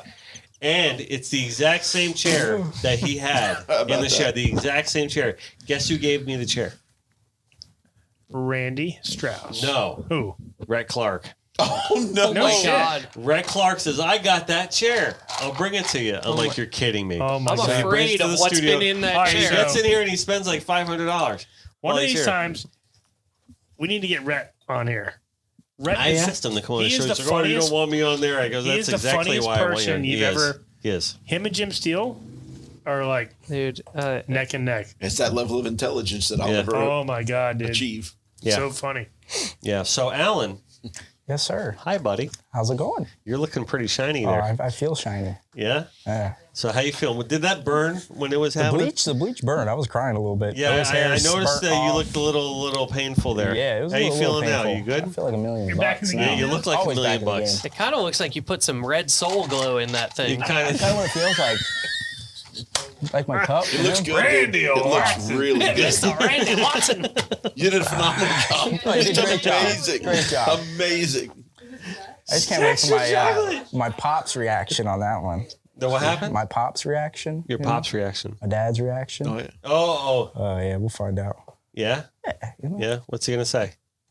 probably see me walking down the street tonight with a backpack and a garbage bag. Oh, yeah? Probably. So, what are they going to say at the fire station? That's not frowned upon at all. No, you didn't see me I with love my that. mullet, No? the pink mullet. No, I haven't was seen the telling pink. you about we're it. gonna It roll kinda the pink matches bullet, the pink truck. bullet. Yeah, you know, So, pink all right. mullet. Alan, Not yet. you're a sport buddy. We thank you very Hell, much. too. Absolutely, it's Yeah, my but- pleasure. So wait a minute. That's All right, awesome. cool. It's great. I love it. It's fucking We're not hilarious. done. We're not Back done. to fishing. That's all that. I gotta get Go ahead, this go done. ahead. Keep- I've got to get it done, and I need to know. So when I'm running by you guys and I make that one jump to the north, you're on your third or fourth at that point. Fourth fish, How many sighted? 6. 6-sided, 4 bites. And that one fish turned into a triple. Offshore, way out the Offshore, fucking middle yeah. of So nowhere. that was though. another 20 minutes. But we think Yeah. that fish was with other fish. That fish was a flopper. And Okay. then Ben set Okay, up on clearly. that flopper. Yeah. Clearly. And there was more fish. And that's there. what I want to know. What the hell happened to my floppers? It just denied me for the last 4 years. 4 years? we caught 4. Dude, if a Four in that flopper's fly, tournament. if I Yeah. can see one, I guarantee you we're getting some points quick and a bunch of them. We made a One turns living into a on bunch. that liquid boat on floppers. I mean, we'd be running and Flabber. it was flopper and it just turned into There's still dings in the top. 1, of that 2, 3 and oh yeah. But usually multiple fish, though, right? There's Always, a there's a always. soft Fish. spot up on top of that T-top somewhere from his hoof. We saw a lot this last weekend. We saw probably 8, 10 floppers. I saw Nice. 2 jumping into Louis spread that had gotten by me on we had a bunch of 2 jumping into Louis spread south of me clearly going into his spread. And I'm calling him on the phone. I want to listen while you're getting bait on these things. He didn't answer. Usually he'll answer when he's tight with a fish with me 99% of the time. But I could hear him. He was a quarter mile. I could hear him yelling about him. I'm calling him anyway because I could see him flopping into him half a mile south of me there. I saw those You want 2. to pull a chair out? And I saw to the north of me a couple fish jumping into other people's spread. Never had a flopper that I could move on. We had one flop over a main line on one of the kite baits. Really? Over it. What the hell are they Never doing did with get- this shit sagging that deep? I forgot what we were doing. We were moving. We were fighting a fish on the bow. Okay, And okay. then we're That's doing acceptable. it. We're trying to keep baits in the water, whatever. And we're Did he- looking back, did and he we mow it had down? one jump over the main line. And he goes, "That's your fish." And I was looking. I was like, "That's not his fish." Nope. And Ben was watching the fish move, so we did a full circle on the fish and set up on it. We caught it as we were fighting the one on the bow, but we were watching it and just over Folks the that main are line. listening, Just, those kind of moves right there are Makes a big difference. that's it ain't easy. Those are the kinds of moves if you're going to be successful competitively fishing. It ain't the one you're tight with all the time. It's being able to make moves on yeah, fish that are also there, plus the one you're tied on, and that. Whatever. I want to see more and better competition because that'll Back continue to back drive us off to get because better. we're going after that one now. Yeah, Yep. exactly. You have to. That you we're know? good on that one. Let's go get this one. We were I think down enough in guys the like Alan are standings. bringing up the rear here on that. They're coming. That's Yeah. the next generation right Jimmy's there. What are you kids talking coming. about? Yeah. Jimmy's, and that's the thing. My old man is an extraordinary fisherman. The shit that I do, Yeah. he regularly. Fuck, I don't know. I try. But dude, they can hear us from over there through this thing. Yeah, too. but I just want to make sure that All right. everyone hears you loud and clear. Art. The things that I do, and he regularly says, didn't even know it was possible. Never seen anything like it. And the stuff that they're going to be doing, and the things that his kid's going to be doing, Yep. James has never seen it any other way. exactly. So that's what I'm saying. Yeah. The James is very innovations fortunate. he's going to make, dude, the innovations we made going into this stuff. I did what I did as a kind of more commercial level, and the old man and them were extraordinary deadbait guys. And then got into live bait things, and I saw what some of the guys, when I moved, especially when I moved to Pompano, and I saw some of the things they were doing. So, they got good ideas. There's better ways to do it. And we brought those to it, and that's how we the simple reality is, and it's so arrogant sounding, but the shit we did then, it ain't going to happen again. Nobody's winning the way we won then again, ever. Because you guys, what was that? 04 to like 10? Yeah. Stupid, and it's so arrogant sounding, and it's disgusting. You guys revolutionized the way we meat fish now. Yep. Now everybody does it. There were anchor guys. Yep. And listen, one guy to another guy, who's the better fisherman during that time, John Bassett or me? John Bassett's better.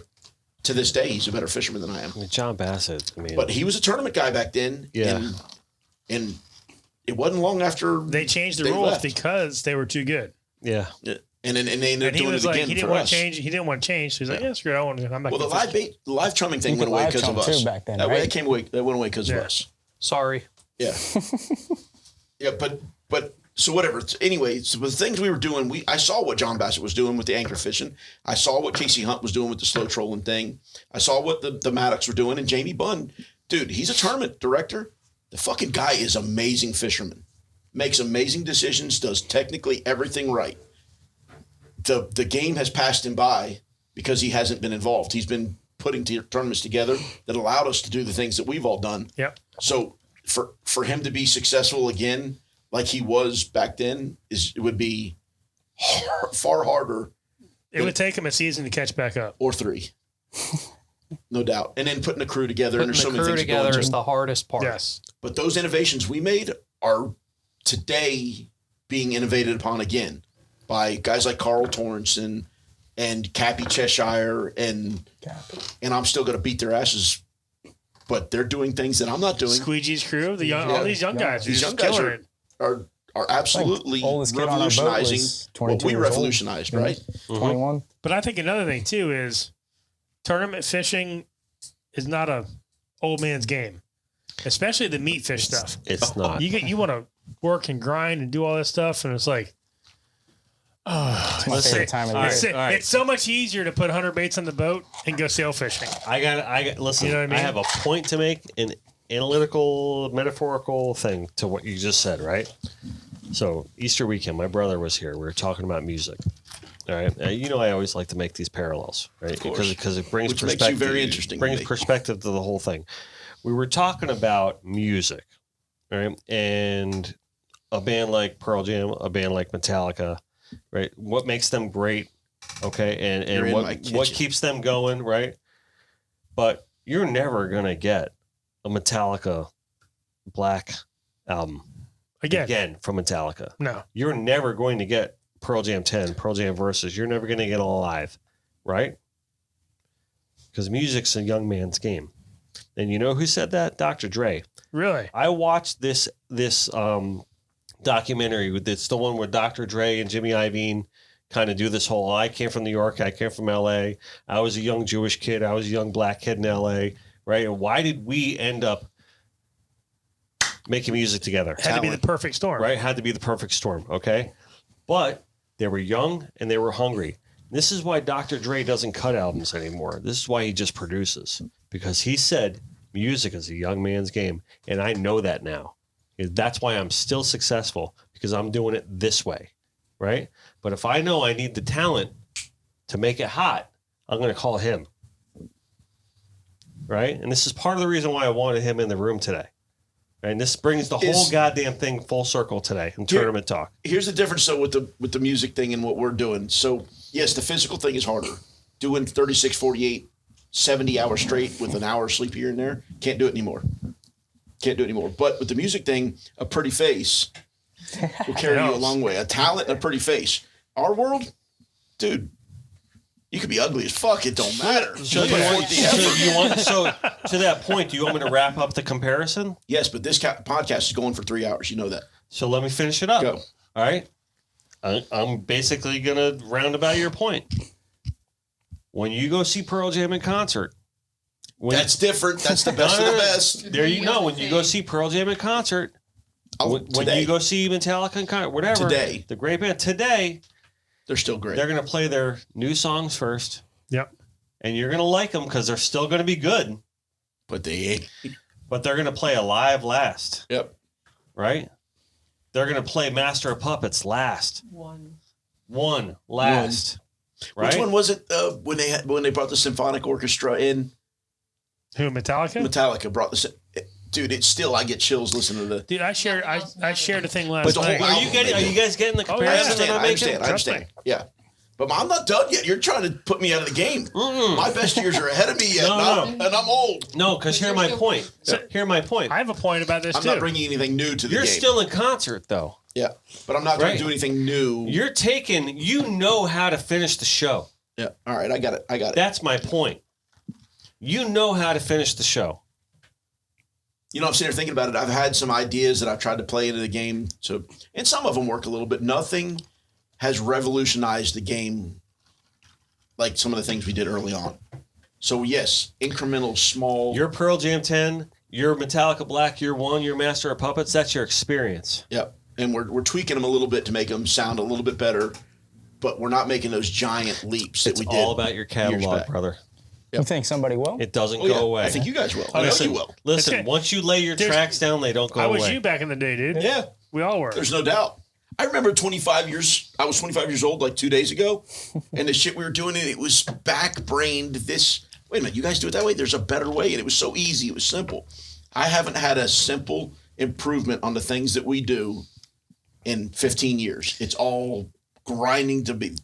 We can tweak what we're doing slightly. If I told you some of the stuff that we do on the charter boat, how he makes my life so difficult, and he's like, I know you hate this, but we're testing. We're testing, and it. God damn it! I can say knots and rigs and this and that. It's just the knots. The knots are the knots. We've home run to that. I mean, listen, I'll take the Pepsi challenge with our knots in terms of what we're doing. Technical end of it, yeah, we're done. Some of the tweaking in terms of rigging of a bait and how it's going to present and how things are going to change. That's where you need to fish differently, right? I'll be back. We do stuff. You can't rest. Where like, all right, we caught 12 today. We can afford to keep going. To do this during our charters. And we're testing and we're testing. And I think there are about times it nonstop. I know he's like, I can read it from looking at the back of his head that he's ready to choke me from the shit I have him doing down there right now.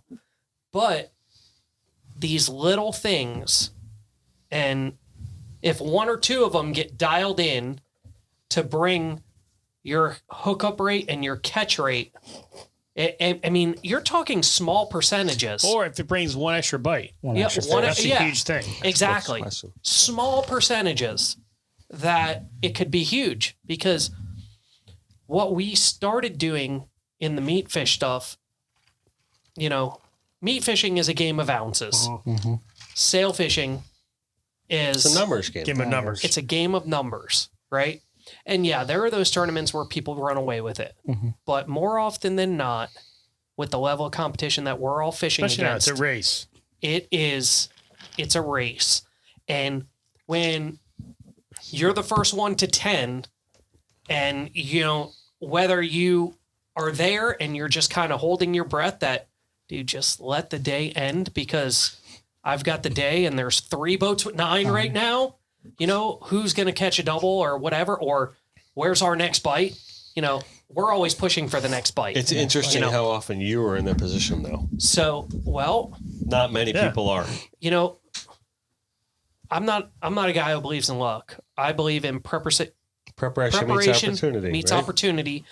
And when that opportunity comes, you have to take advantage of your opportunity. Now, if it's the last fish that is for all the marbles, I'm going to raise my hand that I want to crack at them every single time. That's how, when I was on the rod, I want to crack on that. I'm like, please pile on my bait. Yes. Please. I want to crack on them every time. And now, the bites you created were the cool ones.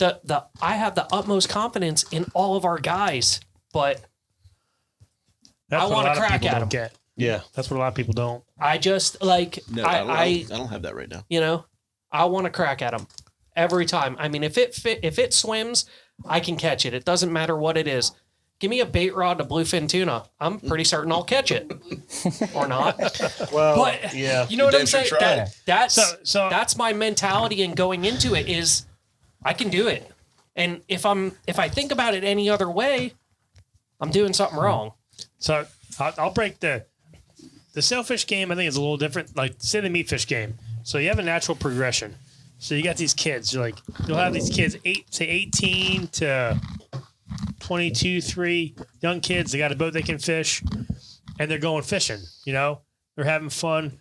They know how to do it, but they can get bites, but they're losing fish. They're not doing this. They're not keeping their fish correctly. It's a progression, right? Boom. And then you get to the next stage, like say 23 to 30. You kind of get over that hump where you can catch your fish, keep them correctly, but it's a money thing too. So maybe these kids aren't all the way in. Maybe they're not across the board. So yeah, we finally hit, but we got third place, but we didn't get big fish because we weren't in Calcutta. And then you have this from 30 to say 40-ish, somewhere in there. That's when most tournament teams that's when they're clicking. They're all in. They're killing it. They've got the skills. They've got the means. They've got the boats. That's how that's when it starts clicking. But I think once you get past that 40-ish, mid-40s, especially in the meat fish stuff, it's so much work, man. People kind of I've seen it too many times. Teams are they kill it and they go, they're like, yeah, I've done it. I had enough, you know? And that, to me, that's how I see the progression of that. That's me because I had to make a choice. I had to make a distinctive choice. I either need to stop being dedicated or I need to start this business and I need to be dedicated to full 100% here. I understand that completely.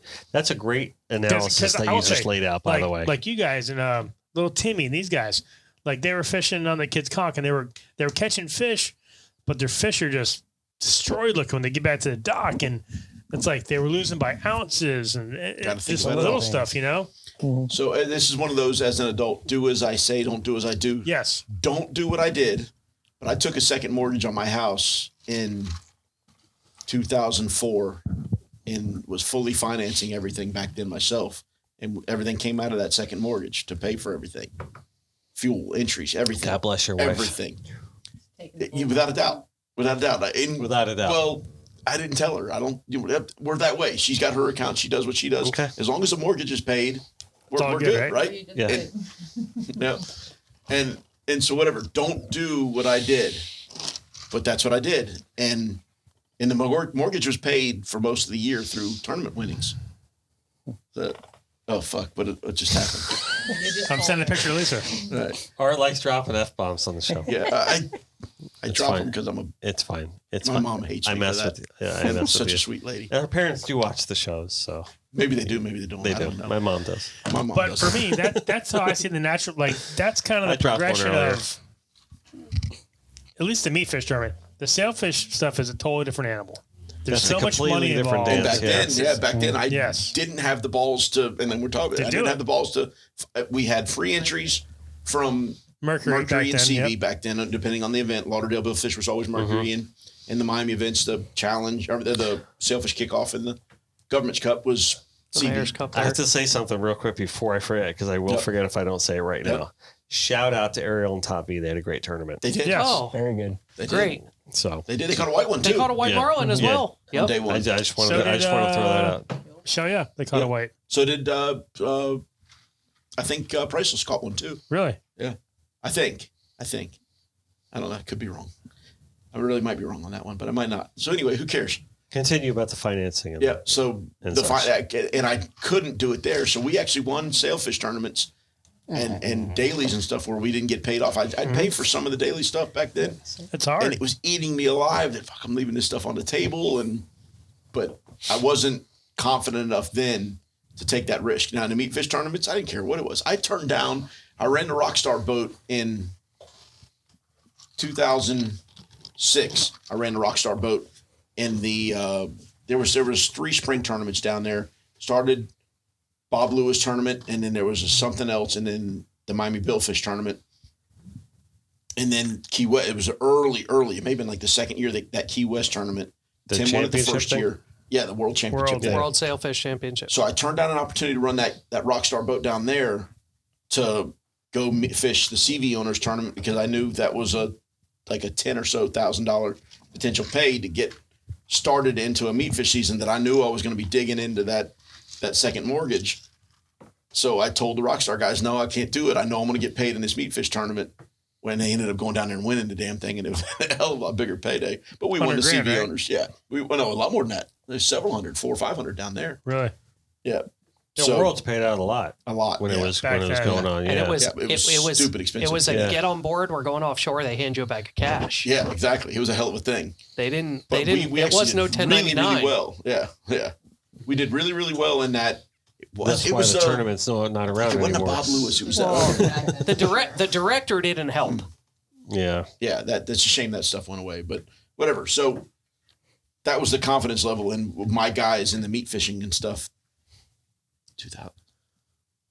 No, it had to be 7. It was our first year in the sea. Okay, 2007. As I get older, so dates typically for me are a photographic memory deal. I know day exactly with time, tide, everything, and that's part of our success and part of the math thing. And as I get older, I'm having to start write stuff down because it's starting to It's in crowd. your phone. Because it's a young man's game.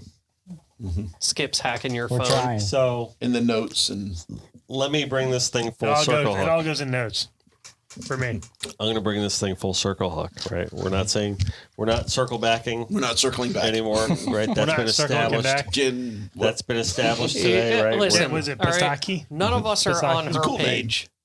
On whose page? Just no, Pisaki. yeah, that was Circle back. lady. Yeah. This crazy lady. Yeah. Listen, she's got a brutal job. Brutal. Yeah, so did all the other ones that got No ripped doubt. too. No You know, so whatever. So We can rip. Yeah, she's gotta make sense bring of this that thing's bumbling full fool. circle hook back. Notable 2020-21 tournament results. First place, Hopetown Tournament. First place, Cove Tournament. First place, Sailfish Challenge. Second place, Jimmy Johnson Billfish. Second place, Quest for the Crest Series 2021. Third place, Quest for the Crest Series 2020. COVID carryover and a release roundup, Quest for the Crest. Bam. It was a pretty Awesome. impressive cobia caught there on Saturday let's as talk well. about that some bitch, huh? Did you catch that? Almost $5,000. Oh yeah.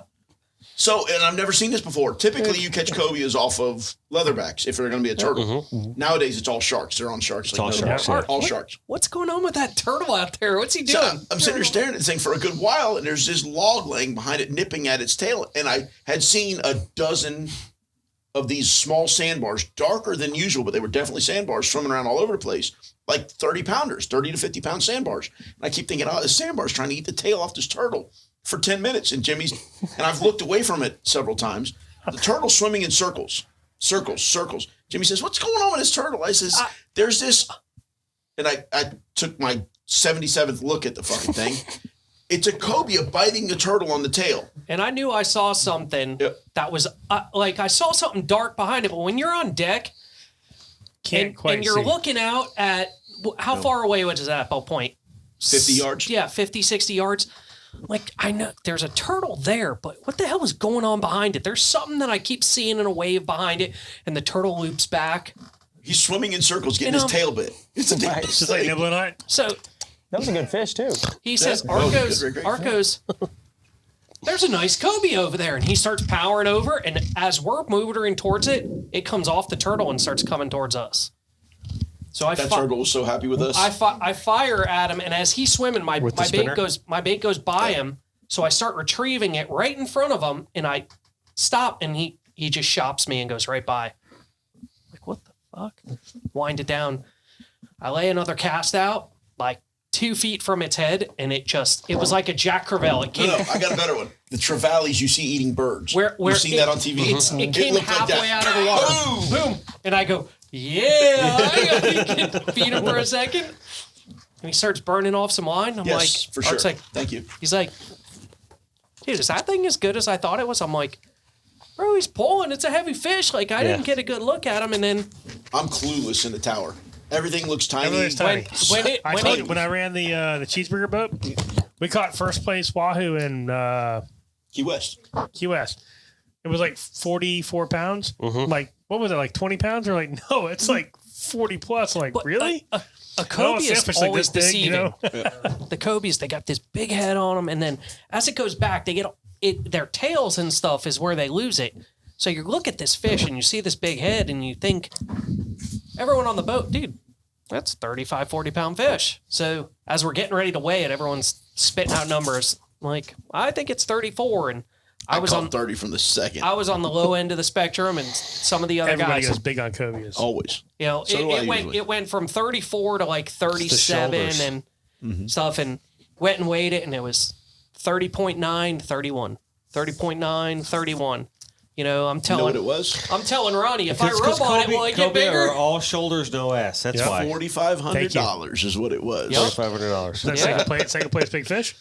That in first place, In Kobe, first place, and Kobe, all kinds of nice. different shit. But either way, I'll take it. Hell Oh, yeah. yeah. And you know what it We is win too? the jackets, let's win some money. Yeah, it is. Which is another thing.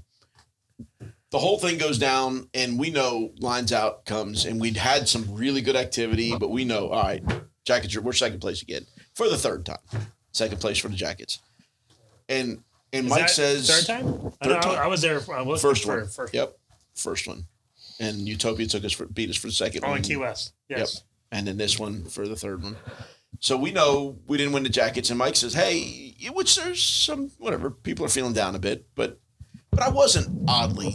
The previous two, I was weren't? upset, and I wasn't. I was wondering about this all weekend, to be honest with you. I'm too old for that shit, dude. I know how this world works, and I know what I do, and I was wondering about that all not weekend. at all. I really at was. no point was I upset. I was upset with some of my decisions through the course and some of the way things worked out, but I was not upset with the outcome because we ended up where we should have ended up. I with say everything good. that went down. I say good. Yep. But so we're steaming back, and Mike comes up and says, "Dude, why don't we just we're right up front of our inlet, and we're going to burn $1,000 of fuel." And it's his money, so and I let him know, look, we're going to get that back. Plus, don't worry about that part. You know, with the second place Calcutta, we have to turn these cards in. He said, but to me in my head, more than anything, it's the right thing to do to be there. And then I get a you text. can't turn tail and put your. No, you can't. Nope, You gotta. Nope. You gotta Hold show your head high. respect. It's been a phenomenal year. Respect the event. Respect the game. Respect the people involved, and respect Showtime for having killed it. 1,000%. So We were talking about this earlier in the season, yep, potentially bringing Nikki into the show. yep, and we need to. We still We need should. to. I So want to say on that one. Dude, he's a good dude, great dude, Great phenomenal guy. dude. So we get to the steeple, and I get a text says, "I need Mike Gullah for polygraph." I said, "Look, I know we won whatever second place for the series Calcutta is, but that equates all those other polygraphs we took, and it's only a few Before. fish." So that surprised me. I said, "What the hell are you polygraphing me for?" At this point, we have no clue whatsoever that we're even in the Calcutta, the release roundup. No clue whatsoever. And it says, And undisclosed, for an undisclosed amount of money. yeah. And I said, what the fuck what are you talking about? It's Shannon Bunn, Jamie's wife, that I'm texting with here. And she just writes 107. So I said, what are we, $107? What do we win? 107.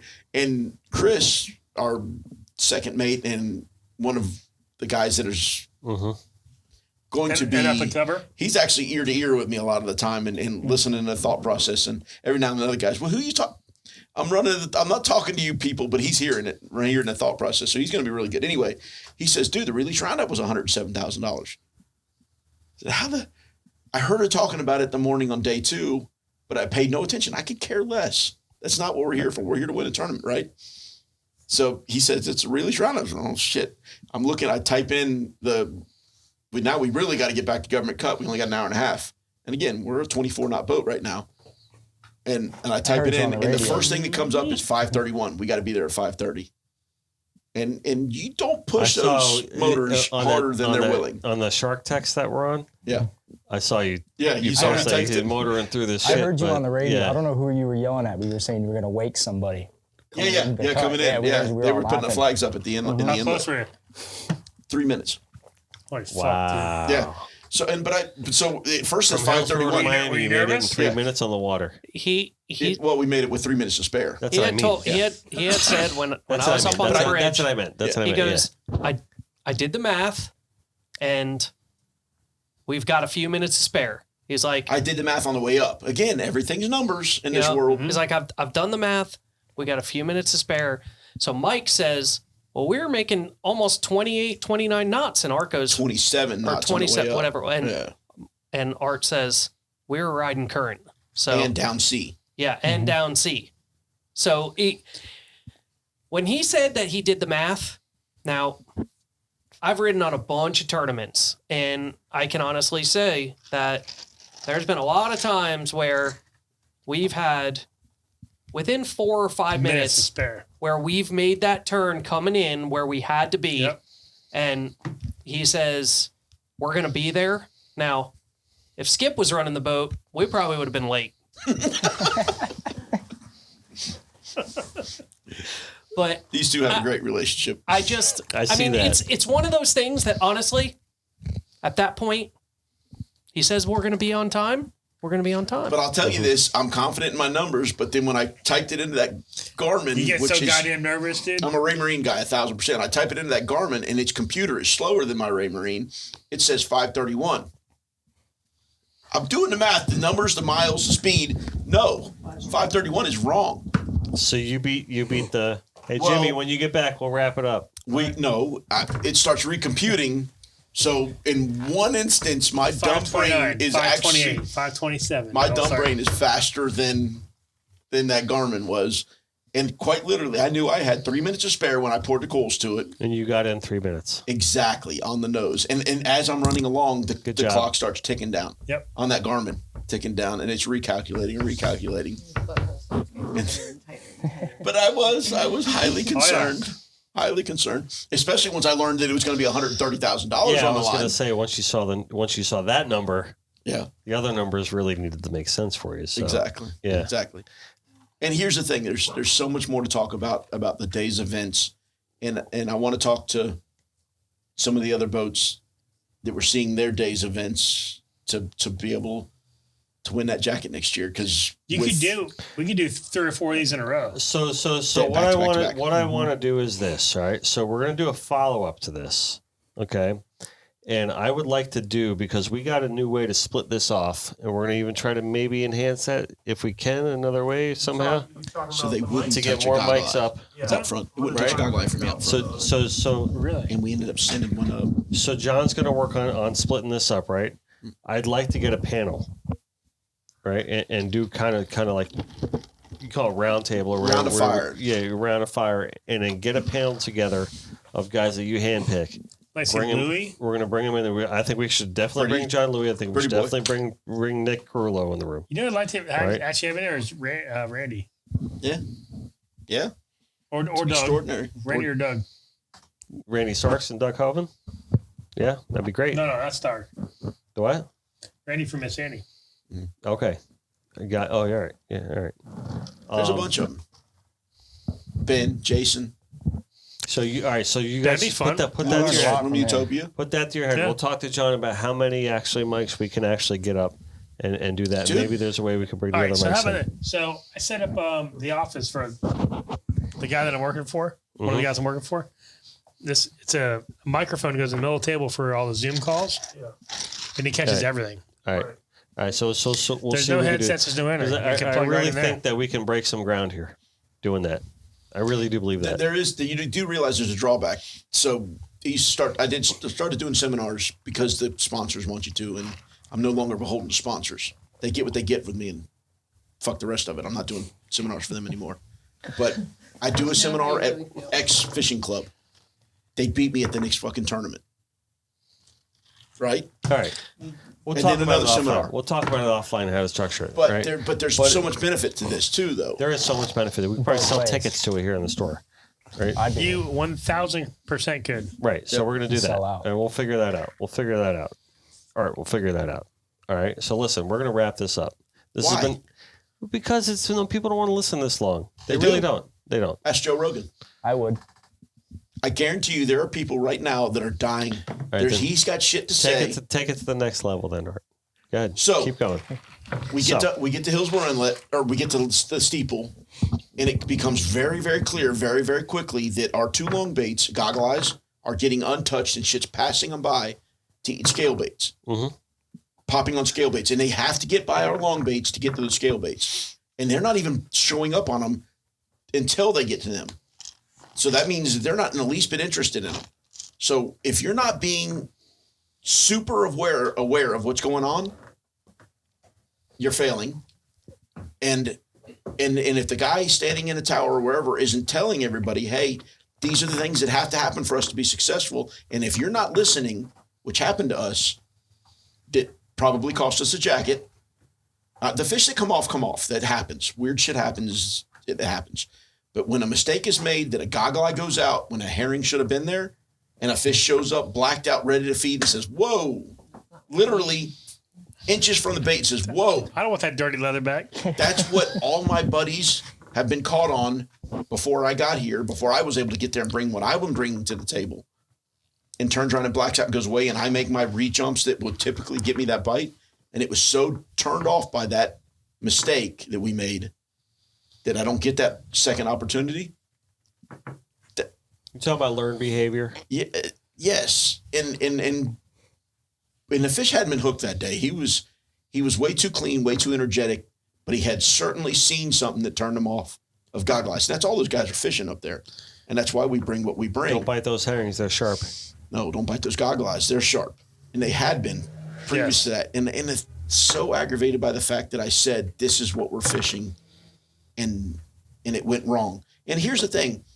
You get your first bite and he stays on there and he starts jumping around. That's when the second and third and fourth, and God knows you flood the whole spread down, comes. But if you miss the first one, or if you get denied on the first one, Then you're fucked. It's over. That encounter. They go away. We all get X bites. Yep. We all get X bites. Now, X bites is the first bite. X encounters, I guess you should say, is what we're basically going to get by being in the right place. Now, you might not put yourself in the right place, and you're not going to get that X. But everybody that's doing it right and putting them in the right spots gets X. The winners turn X into 2, 3, 4, 5, 6 bites. Yep. Kind of like how I threatened you encounter. to end the podcast and you just weren't having it. Yes.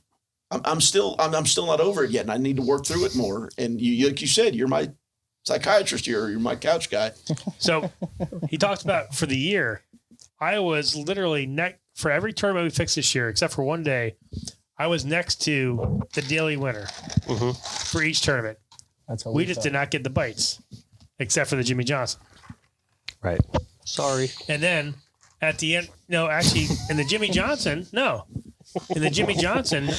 my plan for the day was to fish Boynton to where I was and then go to Jupiter in the afternoon. And That's where we were. I was literally getting ready to make my move to Jupiter, and we hooked a fish, and we got all tail wrapped. It was like 40 minutes to catch it. And that's when you guys ran down, started getting bit up. I'm like, well, they're getting bites. We should stay. And then they started biting in the Jupiter. Well, the morning on day two, the morning was where it was good. at in Jupiter. It just got too crowded. That was But it got Talk about good. the JJ. But it got good in the afternoon up there. So We call yeah, it we like were 6 close to fish. Jupiter in the morning on day 2 for that, and it was definitely packed. Yeah. And it was on. Yeah, it was on, but it was And that- packed. Dude running the dude thought he was going to win the tournament by beating me. Were you on that boat? That was me, You yeah. were on that boat. You weren't running the boat. I wasn't He running. thought he was going to win the was on the tournament by bow. beating me specifically and blocking. I'd start, okay, boat was that? fine. social distancing. He's, all right, fine. They You got the weren't point. social distancing. You're He's on- calling. He's like, do you know this guy? I'm like, I don't know who you're talking about. Because then Dude. I was talking to Bernard, and I'm like, Bernard, I'm sorry. Yeah. So he's got the point. He's got the northern edge. Fine. I'm going to work offshore of you. Now, there's some would creep specific offshore? bottom. Literally, I'd start working offshore. And they're fighting a fucking fish that's gone beyond the boundary. Of my fish. It doesn't fish? matter. He's blocking on me the whole time. And we get our few bites. We end up getting 6 bites there, but being blocked. So that's not right. That's not the right way to do it. You're not going to win a tournament beating me alone. In that tournament, there's 99 other fucking boats you got to beat. Right. So again, a kid and an accomplished kid, but he's got so much to learn. You're not, and again, he's not fishing against You me. just have to You're not fish. fishing against Skip. You're not fishing against any of us. You're fishing against the ocean. Figure out the ocean. Figure out how to get bit, and you'll win. If you think that you're going to figure out how to beat me and win, you're wrong. If you think you're going to figure out how to beat Louie fuck you. You lost already. Yes. You can't beat Louis. Don't poke the bear. Can Straight you mark up. that timestamp, John? Because I think that's the most significant Head-to-head. comment of the entire freaking podcast. You Right there. have to beat You the are ocean. not to win. fishing against a field. You are fishing against the ocean. Yeah, head to head, you're never going to beat me. Because that is the truth if there John ever Louis, was the truth. head to head is never going to beat me. Me fishing against John Louis head to head, I'm never going to beat him. Try to make sense out of that. You won't. Me fishing against Pretty Nicky head to head, I'm never going to beat him. He's never going to beat me. Me fishing against that ocean, and it's not against, it's with. I say that wrong. It's a fishing riddle. with the ocean. You know, You Depends have to on your figure out the perspective, riddle. right? It's Marry totally that riddle. ocean. Depends on your perspective. Marry that ocean. Fall in love with it. I did at 2 years old. Fall in love with it. Bury yourself in it. Figure out that rhythm. And it's a rhythm better than Metallica could ever play. I fall in love with that movement. The roughest ocean, the calmest ocean. That rhythm is so fucking beautiful. It's the most curvaceous, beautiful woman you ever saw. That's what's out there. And as you mature and I paint it for a living. you do. Of course. I mean, look at it. That is true beauty to me anymore. It's amazing. Second only to my family. And if you can figure out how to compete with and win in that, don't worry about what everybody else is doing. I don't get it. Like we said earlier, I don't care what they're catching while I'm running. It's got nothing to do with it. I'm going to get in that rhythm. I'm going to get where you feel comfortable, where you no longer feel that angst. And that's when the bites start coming. I thought about yoga and what's that other thing It's people when do? everything kind of Pilates. No, fuck that. It's a mind thing. Like that shit. Meditation. There you go. That's the one. But you feel it. You kind of like everything kind of comes at settles. ease. Stress and goes away. It's like In the big spectrum It's of a hard to tournament, okay, you can't control near all of it. You control this real small portion. You And control that's you. what you That's are it. doing. You control the baits that you're putting out. You control the way that you're presenting those baits. You can control the way that you're rigging your rods. And you do all of that right just throw that anywhere. and take advantage of your opportunities.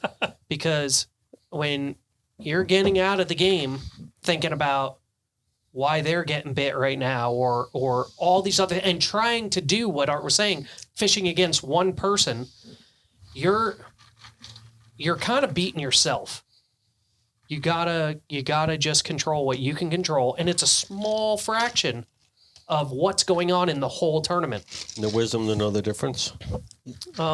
Sure, Grasshopper. In the comfort to accept, again, like they say, Mother Nature, Mother Ocean, she wins. She gotta- wins. Regardless. But let have- me become a part of you. You have to accept. You sometimes you The can't things change can stuff. control. Yeah. I when we're fishing gotta on look that one up. with our boat, right? I'm pouring rum down my Art shirt. will tell the guys in the nice kites, booby. listen, he'll tell them what he wants going out where, right? I have a little bit of freedom of dealer's choice. Whatever I feel like I'm going to get bid on, but I quite literally But it's a field thing. it is. Yeah. It sounds a The little flat line's crazy, a different story. but I 100% believe that every bait I put in the water is going to get eaten by a sailfish. That's how you got to feel. You want to know something? An education I took fishing with Mario Fortier, an early boy. guy in the game and an extraordinary fisherman. A mouth to mouth. I'm mouth to mouth. Mario says, dude, when I look at a bait well, I see the bait that is ready, the one that is going to get bit. There's You no wanna doubt go in my mind. fishing? Pick me, I pick see- me, pick me. Pretty much, he says. And at that point, that changed the way I did some things at that point. And at that point, I was still on the deck and, running the boat, but on the deck and doing the way the small boat thing did back then. And I started paying a little more attention to that. And it's true. If you're not taking it to that level, before you put the net in the water, yep, that's him. That's Take the that one. God grant me the serenity to accept the things I cannot change, courage to change the things that I can, and the wisdom to know the difference. Can I get you a drink You should, for sure. on that one? After you put the Yes. the I AA actually for- want to God. ask I this think- question. I do need to wrap this up, though. Okay. So I want to ask this. Going to get this question in here. We did have a question that wanted to come in, but was not able to come in technologically speaking. So that is coming in from Mike Souther. I Right? love it. and it says, He looks just like the fucking Wendy's girl. It's amazing. "What's the best moral booster when go the to fishing Wendy's. is slow?" It's a 2-part question. I got one that these guys were all there for. BL Rally? That's a good one. But I don't know if y'all remember early on in the liquid days, we had a really hard day. First tournament we fished, all of us together down there at the Sailfish Kickoff in Miami. But then we And- won. Well, the morning of day 2. We caught 2 day 1. Yep. Morning of day 2. your speech. The speech. Well, no. Yes. First, the speech comes out. They play that any given Sunday The speech. Pacino thing. The Pacino thing. They play that one. And we come back and we win. I was like, oh, shit. Okay. These guys can And get then amped to Virga. something. These guys can get amped to something. So then I go into, and I put some effort into it. Generally, moment of, but the mind's doing what it's doing. And I threw some speeches in here and there, and then they would do the Pacino thing. And dude, the energy that was created by all that shit, and I came with some pretty good shit here and there for Yeah. a dumb guy, right? So Yeah, that the for a dumb speeches guy. thing, the energy, it can be music. For Victor Jensen, again, I'll bring him up because I think about him often. It was music. You just had to get some good music in his head, and he brought it. And then the BL Rally with Keith McDonald. Listen, I typically don't drink when we fish. On day 2 in the Jimmy Johnson, it was about 2:00. And the liquid win? No. This year. This year. Okay. Was it 1:30, 2:00? I looked at Jay Jones, right? I go, we need to go BL Rally. And Jay is normally one of the guys who's having some beers on the boat and stuff. And he goes, Fonzie, you ready? Yeah, let's do it. Right? I'm still So working on one of 4 or 5. I quite literally, I open one, I get halfway done with it, and Art's thinking, dude, I got to make a move. Or I don't know what he's thinking, but Was that when he came to? no. I was fixing to come to you in Boynton because you had current and I didn't. And I wind up getting a bite, and we proceed to go beer Richter. for beer with fish. No, that was after we made the move. No, we made No. a move down to When the we were flat at, tops. when we were at Yeah, the flat flat tops, tops. I came to him, but he went to Boynton and Yes. he calls me, says, I got current down here. Yes. Now, we caught the one where I was running That's along and I right, saw that's the right. fish. Yes, I'm running along, I saw the fish, we cast on that, we catch it. but we And- go beer for beer with bites for the rest of the day. Really? Yeah, so we're Bud at Light 5 from at that Bud Light. point. That sounds like a pretty good We're morale at 5, booster. and then so 7 more in in the last 3 hours of the tournament. Yeah. Yep. And by the way, don't let Melissa go buy They the were in that beers because she South bought the Dude, those 16 fish were in ounce that ones. South Current the whole day. Shout out to Melissa DeMarco for making the ceviche before the. No, that was Jimmy good. D, made Right, that. Jimmy D. Melissa was involved. Melissa was involved. Was involved But- with whatever. So all right. So What was she saying? Mix it so this way? He I wants want to to end say- this thing. No. Is it's Saller or She's just Souther? helping. Saller, sure. So Mike Saller with the fantastic question, part 1 of part 2. Give us 2. Right, so I'm actually going to say that he wins the question because Done. that got Sorry, you guys Mike, you going. lost. Because part 2 brings it home. And how did you find such a hot guest bartender?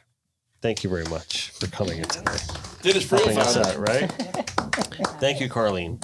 Right? Did a wonderful Thank you. job. Great service to Thank us you. today. Right? Thank you. Thank you for providing the comic relief that we very So much good. needed. And I think you look fantastic, by the way. I hope so. Right? I Dude, want it's to. amazing. Amazing. I want to see the progression Free of french how fries things follow. go. And, Yeah, I'm and- gonna walk to French Wendy's fries. and see. right? All right. So yeah, exactly. I want to see you wearing like a red and yellow striped shirt I'll do it. tomorrow. Right. No shame, no game. Guys, clearly this is the greatest episode that we do. That we get so in depth about our topics and the knowledge that you guys present. It's priceless. There's no other way to say it. So I am honored to have the blood-stained, signed Art Sapp D Friel Good Luck Cap. I wasn't gonna for put my name on it. I thought 2021. I wanted this is going to become a staple. We can now put not only studio gallery, we're put end museum beneath There you the go. title of the place, right? You charge Because- $5 to come in now. Absolutely. Every time you walk through the front door, you're gonna need to give me $5. You're going to need one of Skip's wife beaters for the Fonz Noon section. John, thank you very much for you, John. being patient and vigilant as always. Thank you. And I want to say, if you're in the market for a new truck, Please do. please do stop by the Joey Cardi Chrysler Dodge Jeep Ram I just got a new one. dealership. You just got a new one. It's right out there. If you It's can't see it beautiful. on the camera, but I can see Mine's it right out there. now. There's and four it's of them out absolutely there. gorgeous.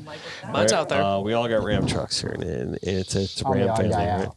What? I'm the odd guy out. You're the odd guy out. Sorry. We can fix that. So you're still young. There's time. Right. So they got great deals going on right now. They always do. And if you call Dean Dean will over hook it there, up. right, and you mention that, listen, these guys from the Connected by Water show told me to come there. I'm going to buy a new truck. You say Skip. You could say Art. You could say Dennis. Doesn't really matter. If you talk to Dean and you kind of tell him where you heard about it, you're probably going to get a better deal than most people will. So I'm just giving you that little tip. Dean was Right. my guy. Dean's your guy. Dean's my guy. Dean's the guy. Dean's the Dean guy. was the guy. Joey's like, look, just come in, see Dean, and it was easy, Easy. just easy. peasy. It was no bullshit like other experiences. It was Right. easy. It was good, and I'm extremely pleased They that I cut went to the that chase. route. They know what you want. They know what Yep. you need. They don't even BS around. There's no other way to put it. Best dealership on the planet, right? Papa's Pilar, baby. Got me Plenty, hammered. plenty of reasons to celebrate this year. And you want to, you're thirsty and you want to have a good time, and you just want to pop Hey, a what couple. was the number you guys won this year? 700? On the high end of that. Yeah. Yeah. 700 and a little change. All right. Yeah, I think I don't know to the dollar, but I do. I think it was just north of 7. 700. Yeah, it was just over Phenomenal. 700. So the best way to My celebrate, buddy. I'm going for a loan. I'm going for a loan. best way to celebrate is with a brand new bottle of Papa's Pilar rum. Right? And how about a So- little dinner over it? Well, hold on. The Papa's Pilar family reminds you to never be a spectator, and Please. certainly if you're Hungry, which producing I always numbers like am. this, you're definitely not a spectator. So, and it's gonna get you hungry if you put in all that energy, right? So when you are hungry, I want you to visit our friends at Papa's Raw Bar, right? They got the Great spread, grub. and if you like sushi, right, you can order something off the official Connected by Water sushi menu at Papa's Raw Bar. We're quite proud of that, just because everything on there is just top notch, phenomenal. Also Papa Amigos has got the operation dialed in down there at the Bailey Arts District, and we may or may not be doing some huge murals in that location fairly soon. So Cool. we're pretty excited about that project coming up, right? Also, if you find yourself in the middle of the ocean and your boat is sinking and you don't have an EPIRB, that is completely your own goddamn fault, because ACR does exist, right? And they want Yes, to they be do. there for you. So get yourself an EPIRB. Call ACR, get that over with, get that done, and make sure that is not a problem for you in the future. There are plenty of people on this planet that have benefited from such a device, and there are also plenty of people that are no longer on this planet that could have. Well, And this is the sad truth, we ran across right? a couple of them. Yeah, they got their story. 2 months that story's ago. been out there. Yeah. We talked But about those people that. that are no longer on this planet are doing their job too, fertilizing the worms in the grass. So Right. Okay. thank you for that. Thank you very much, Art. Hey, there's your a positive insight. spin on it. Crabs, so we got to feed the All right, crabs. so- Hey, Yep. But, I'll be there but they're one not day. though, because they're on the ocean. Well, they're feeding the crabs Tasty and the tomatoes. stuff, Feeding the so crabs. All I'll right. be so there one day. Karlene, thank you so much. Thank you. Right. Thank you. And thank you for Thank that you so much. Thank wonderful you. Right. All right. donation And, you did to the cause. This was a fun one. Your idea. So fun one for sure. I wanted to So, shave it off. yeah. your ego. This is way better. It's not your amigo. Not your amigo. Right? Always do your best and just let God do the rest. And don't ever forget that no matter where we are, no matter what we're doing, we're always. Connected Connected by water. Thank you, Rielen. Thank you. Bye. thank you. Thank you.